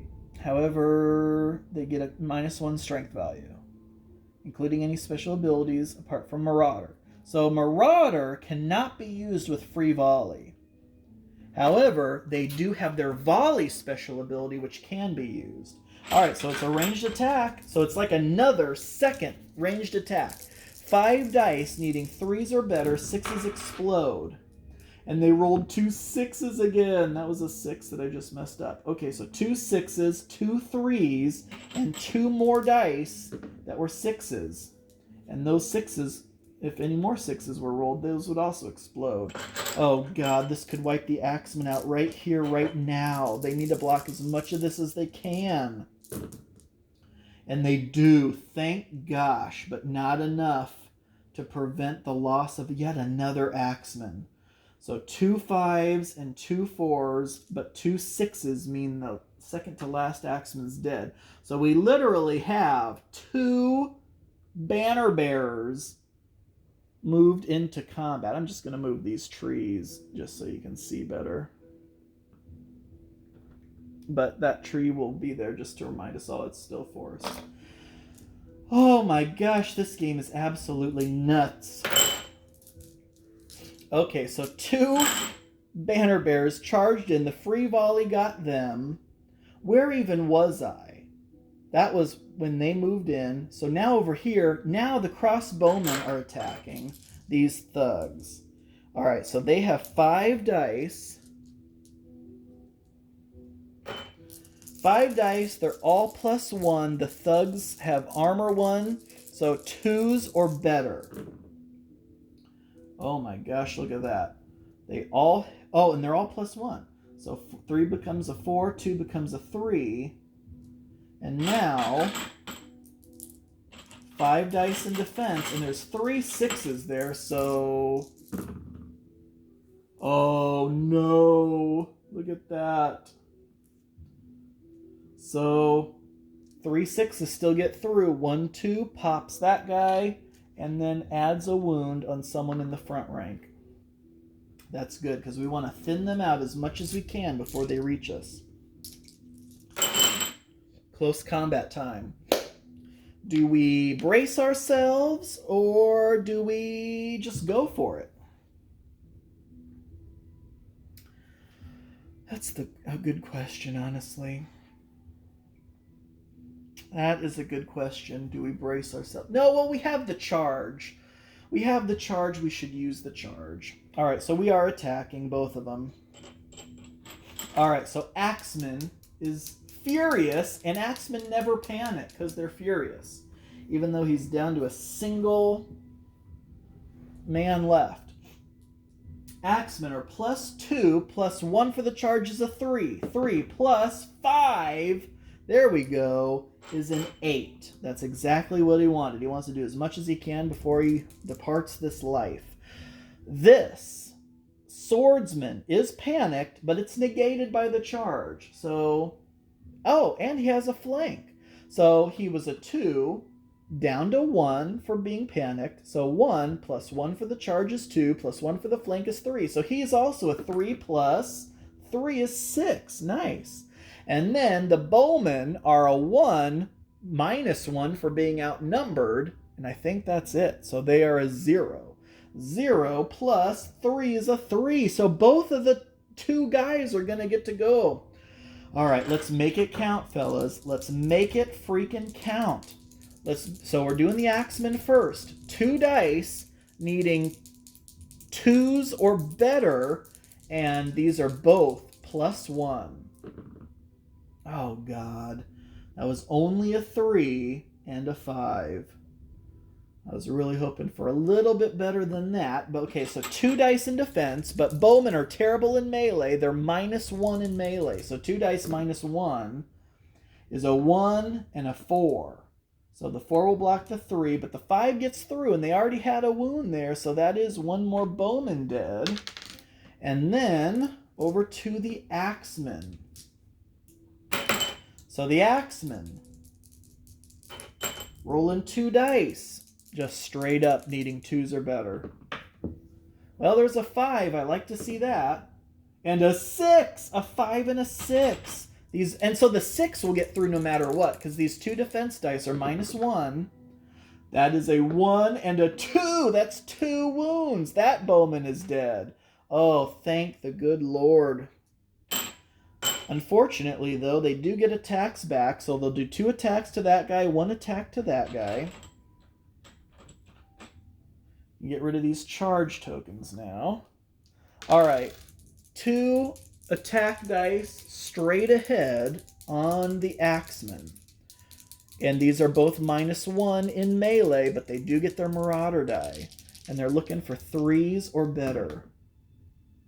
So 6 becomes a 5. 1 and this 3 do nothing. So that is a single 5.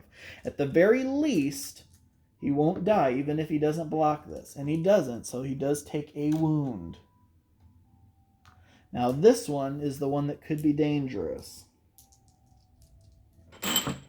Because this is a minus 1 needing 3s or better. And it's a 5 down to a 4. Now this is the swordsman's last wound, but he does have parry, so he needs a 4 or better. Oh, that was the wrong die. Oh, that's okay. What would it have been if I rolled the right color die? Oh, it would have been a 6 anyway, thank gosh. Because I'm always a stickler about these silver dice are marauders, so I shouldn't be rolling them for the Regal Guard defense. Okay, so he blocked that. Perfect. Okay, so now it's over to the marauders. Well, the bowmen are going to brace themselves. And honestly, I shouldn't call that out until we get into the close combat phase. But just to remind ourselves, we're going to brace over here. And then these thugs need to get it moving.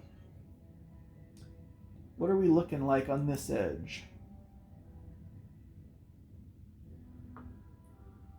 So if we move straight ahead... Well, hold on. Where were we? It looks like we'll get there in 4. So we will be able to charge.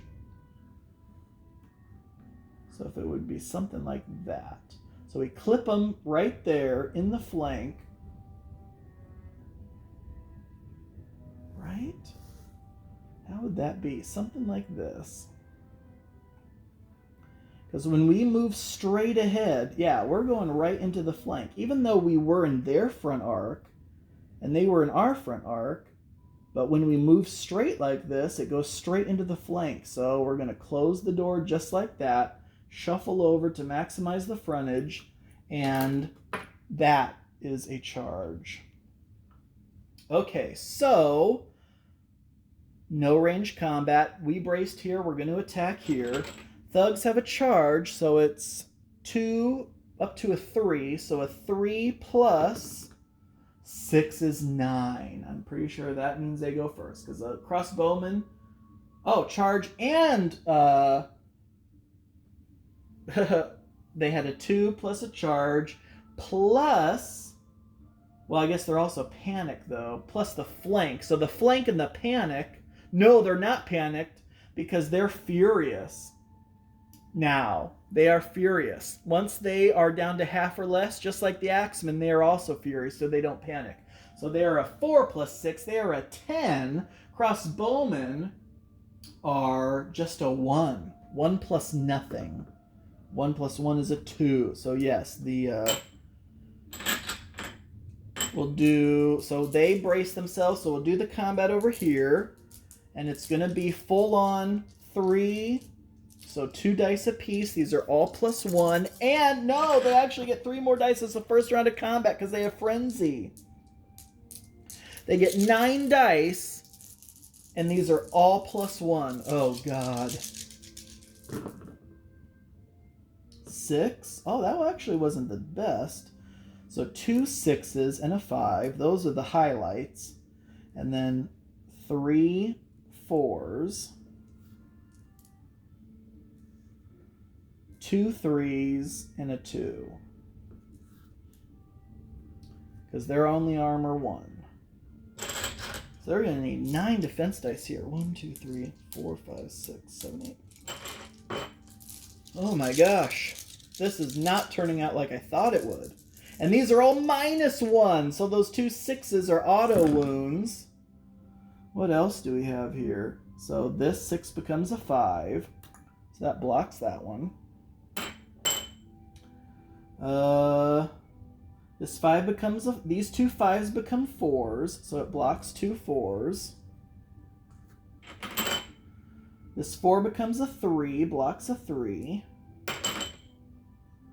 These 1s and 2s block nothing. This 3, these 2 3s become 2, so that blocks a 2. So that's 4 unblocked wounds. This whole back rank just implodes. Alright, and now attacks back. They now only have 1 guy in contact, so he only rolls a die, and it's -1. It's a 3 down to a 2, which unbelievably still hits because thugs only have armor 1. So, as long as this thug doesn't roll a 1, there we go. So, well, there you go. I mean, it would have been nice if you rolled a 1. Okay, so now it is Regal Guard phase, and he's going to try to either break away. Yeah. I say we break away.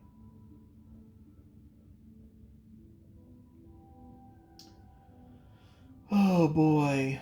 No, maybe not. Well, we're panicked. We're 1 minus 1 for being panicked, so we're 0. They are 2 plus 1 for the flank is a 3, so it's 3 to 0. They would get D6 attacks against us if we fail. Or do we just try to reform and attack? Oh, let's try to reform, I guess. I wanted to move back and shoot. You know what? Oh, let's move back and shoot. I'm going to try to initiate this. So, 0 initiative for the... because it's an initiative roll-off to try to break away. 0 initiative for the crossbowmen because they're panicked. The thugs are never panicked, and they're +2 plus 1 for the flank is +3. So it's 0 to 3. And... so it's 3 to a 4. Oh, man. So the thugs do get D6 attacks against them. Oh, freaking course. They get 6 attacks. That's even better than they would have in a regular combat. Alright, these are... I don't believe these are any strength specials or anything like that. Okay, so... suffers a close combat attack. Follow the rules, however, they don't use, they're considered collision. No strength modifiers. Breakaway attacks may be defended against like any other close combat attack. Okay. So here we go. 6 attacks needing 2s or better, no strength modifiers. Oh my gosh. Well, at least it won't wipe us out. Completely anyways. Now these are all -1 because they're in melee. So the 2 6s get through no matter what. So we do take 2 wounds. That is a crossbowman dead. But the main thing is we got out of there and we're going to be able to fire. So you get 1 inch of free movement for breaking away. So we're going to go here. Then we're going to use our first movement action to reform, which will be to pivot on the spot there. And then we're going to fire.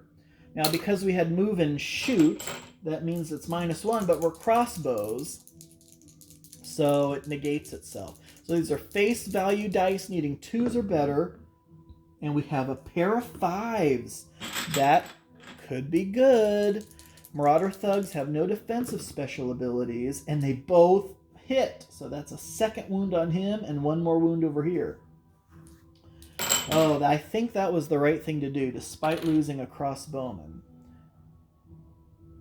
And they didn't get their Marauder hit just because of from that, the way the breakaway attack works. Okay, so then that was basically movement, then shooting. Now it's close combat. So we're going to roll for our lives over here. Axemen are not panicked, so because they can never be. So it's a 2, and that's it. So 2 plus... Oh no, 1 is only a 3. Swordsman is panicked, but they have the flank. So that cancels each other out. So they're a 2 plus 2's only a 4. Oh god. The bowmen are a 1 minus 1. So they're a 0. Come on, roll low. 3. That's actually not terrible. So, oh, they're panicked. And they're outnumbered, so it's -2. So it's actually down another 1. Because they weren't a 0, they were a -1. You can go negative. They were 1, -1 for being outnumbered, -2 for being panicked. So 2 minus 1 is a -1. They rolled a 3 down to a 2. So, yay! I guess simultaneous or whatever. So hopefully we can really do some damage here. Alright, the swordsman actually gets to go first. 2 dice, just needing 2s or better, straight up. Oh god, a single 3 is all they rolled. And they get their brace die against every combat. I don't know if I did that last time, but the 3 blocks the 3. They still have their brace die. Alright. Similar situation here. 2 dice, but these are +1 for being furious. That is a 6, and that is a 3. 6 and a 3. 2 dice and their brace die. Oh no! It's actually the 3 that got through. The 6 blocked a 6. So they will take a wound, and they're no longer bracing themselves. And they will now get to go. Oh my goodness, this game has been all sorts of twists and turns. Okay, so what do they want to do? Well, 2 dice in front, 1 die over there. And these are all -1. Against the Axemen, that's a 2 and that's a 4. Axemen are armor 3, so only the 4 got through. This Axeman has to be 4 or better, otherwise he is dead. Oh, thank gosh he's still alive. Unreal. And then 1 die against the swordsman. It's a -1, so it's down to a 2. Swordsmen are armor 2, so that just misses outright. Oh my gosh. Alright, that was that. It is Marauder phase. They're fine where they are. He is charging in. Clunk.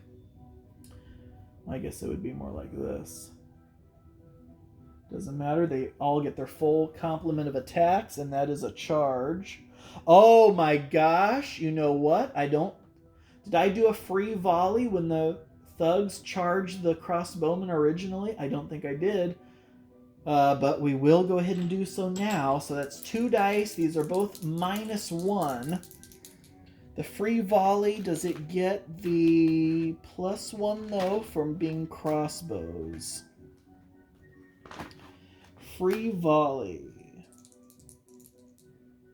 Including any... Yeah, I think so.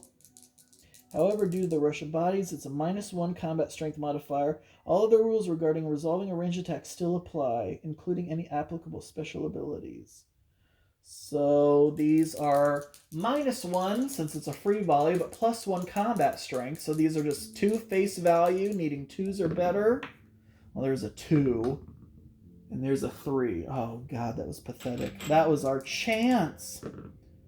And they do roll a 1. Oh, my gosh. The 1 is just enough to peel off that other Marauder. Okay, so it's 1 Marauder against 2 crossbowmen. How bad could this be? Initiative roll-off for this close combat. So, they're both... No. So, see, this is an interesting situation where neither one is panicked. Crossbowmen would normally be panicked, but when they outnumber the other unit, they're not panicked. So, and the thug is never panicked. We can get rid of this tray now. So no one is actually panicked here. The thug, though, is 2 plus 1 for the charge is 3. So 3 plus 1 is only a 4. That's good. And then the crossbows are 1, and they stay a 1. So 1 plus... Oh, 2 is only a 3, darn it. So the thug will get to go first. 2 dice. These are both +1, and it's a new close combat, so they get an extra die. 3 dice for frenzy, and they're all +1 because of furiousness. Come on, stay on the table. There's a 3. There's a 6, which is going to be a guaranteed wound. There's a 1 becomes a 2. They're only armor 2, or armor 1, so all 3 of those hit. Unblockable wound also gets through. So that is a crossbowman killed no matter what. And then a 2 and a 3 we defend against, and they're both -1. So the 2 becomes a 1, 6 becomes a 5. So even the last bowman left takes a wound. Last crossbowman. But he will get to strike back, believe it or not. So he won't. He's guaranteed not to kill anything here, unfortunately, because he only has a attack die. It's -1. Oh, and it's a 1. Damn it. Look at this. This is absolutely insane. Oh, God. This is closer than maybe it's ever been. Well, we'll see. Okay. So we did that one. We haven't done this one yet, have we?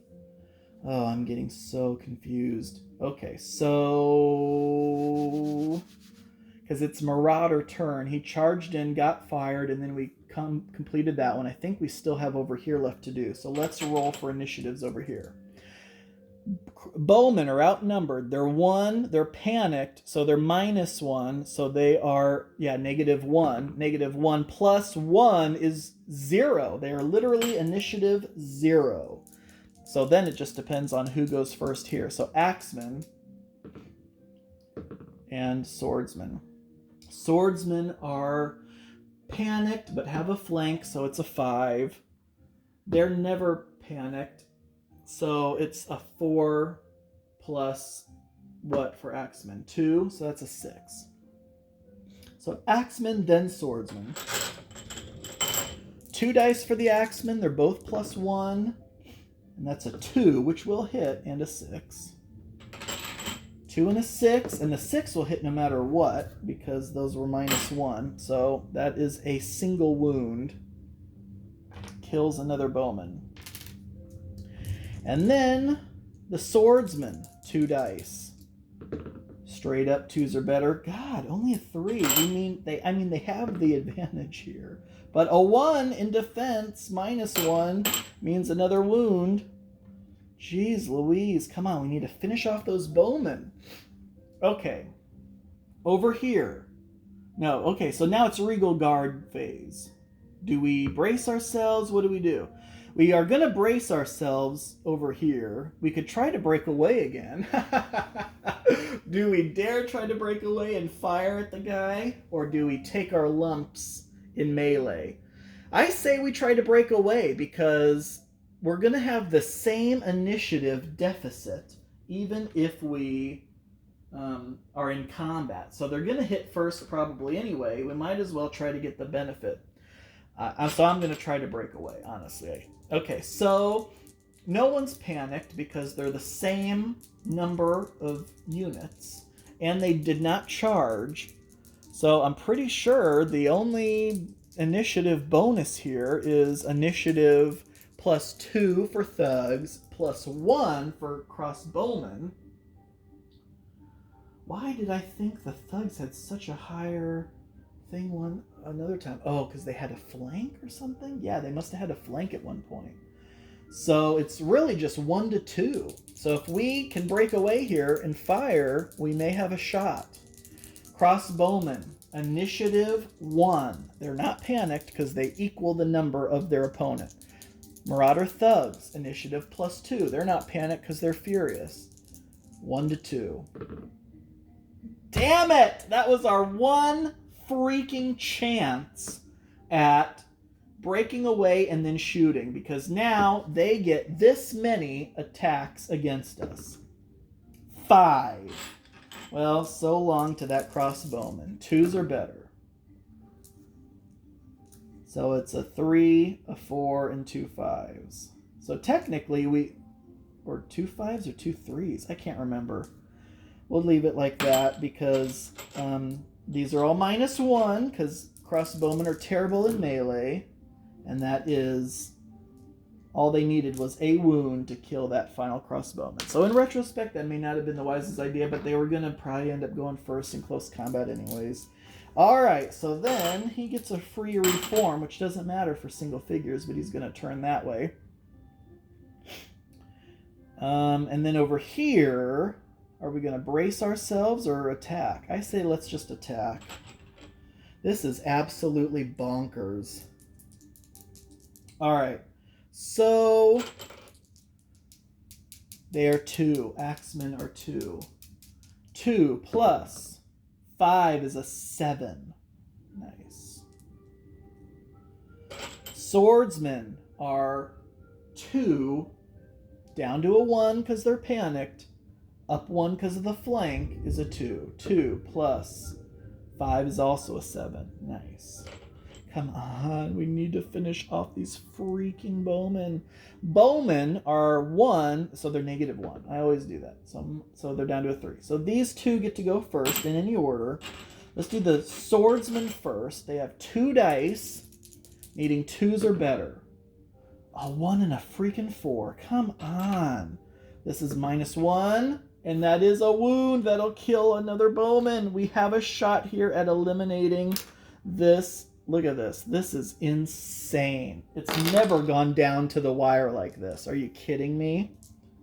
This is nuts.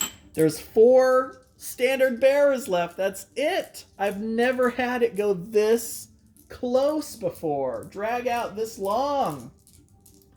This is the rubber match between these 2. And we're down to 4 figures left. And hopefully less. Can the Regal Guard pull it out? Axemen, these are both +1, needing nothing. Pair of 6s. It's over for this guy. That's 2 guaranteed wounds. Boom. He doesn't get to strike back. This Axeman gets to reform. And now, this is so outrageous to me. Oh my gosh. In my wildest dreams, I never thought something like this would happen. Whose turn was that, even? I don't even remember whose turn it was. Oh my gosh. Let's see here. It was our turn. It was the Regal Guard's turn because we were considering bracing ourselves, I believe. So now it's the Marauder phase. Marauder, who has enough. Does he have enough to get there in 4? No, but he's just going to go straight in. And that'll be that. And now it's Regal Guard phase. He's going to flank him. Can you see this? How freaking crazy this is? Now, single figures don't have flanks. Standard bearers, i.e. remnants of units, do. So he is still considered flanked. So he moved twice on his turn. That's why there wasn't a combat. Then it was back to Regal Guard phase. He moved in a single movement action. That is considered a charge. No ranged attack. Now it's close combat. Do we brace ourselves or do we attack? Well, we are going to attack.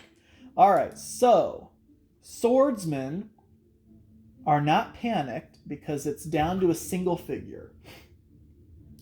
And they have the charge and the flank. 2 plus 2 is 4. 4 plus 5 is a 9.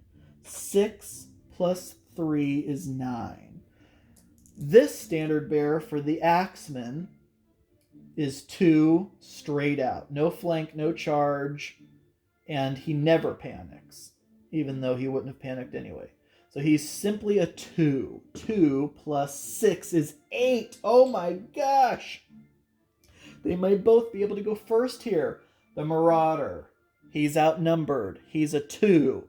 Down 1 for being outnumbered. So he is a 1. He's never panicked either. So he's a 1 plus 5 is a 6. Noble, but there was no way he was going to be able to outdo them either way.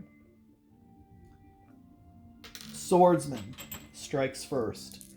2 dice. He needs 2s or better. And that's it. 2s or better. 5 and a 6. Oh my god, I rolled the freaking wrong dice again. What would it have been if we rolled the right dice? It would have been a 2 and a 5. Either way, so we'll just leave it at that. 5 and a 6. And that's it for him. Boom. That's 2 wounds. 4 and a 1 kills him. Let's see what else would have happened. Let's say we did roll the correct dice. Oh my god, that would have been terrible. 5 and a 2 is what I think we rolled before. Anyway, so he did 2 wounds to him. He is dead. The axeman would have gotten to go next. These are both +1. It would have been, look at that. That's insane how that sometimes does that. It would have been a 4 and a 6. In defense, he would have rolled a 5 and a 2. So that would have been a wound. So either way, he would be dead. Would he have done anything in retaliation? He can't split up his 2 attack dice. He would have probably gone after the axeman, needing 3s or better, but these are both +1. Actually, he gets 3 dice. And it would have been 2 6s and a 5. Good night. And that probably would have spelled the end for him. Yeah, it would have. Absolutely. But as is, unreal. The swordsman, if we go back to canon, how it actually happened. The swordsman with 2 dice was able to take out the Marauder Thug, who had no defensive special abilities. Unreal. We are 2.5 hours.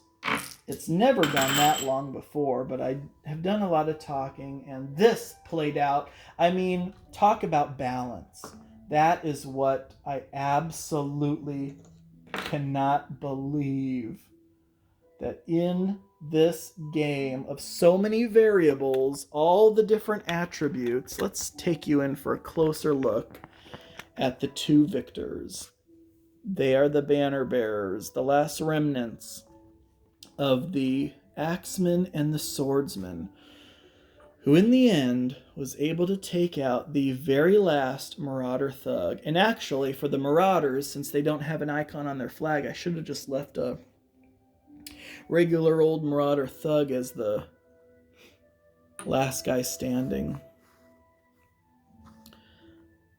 So, what happens now is the 2 remnants return to the village, the lone survivors, and the village is pissed because they allowed the militia to be slaughtered.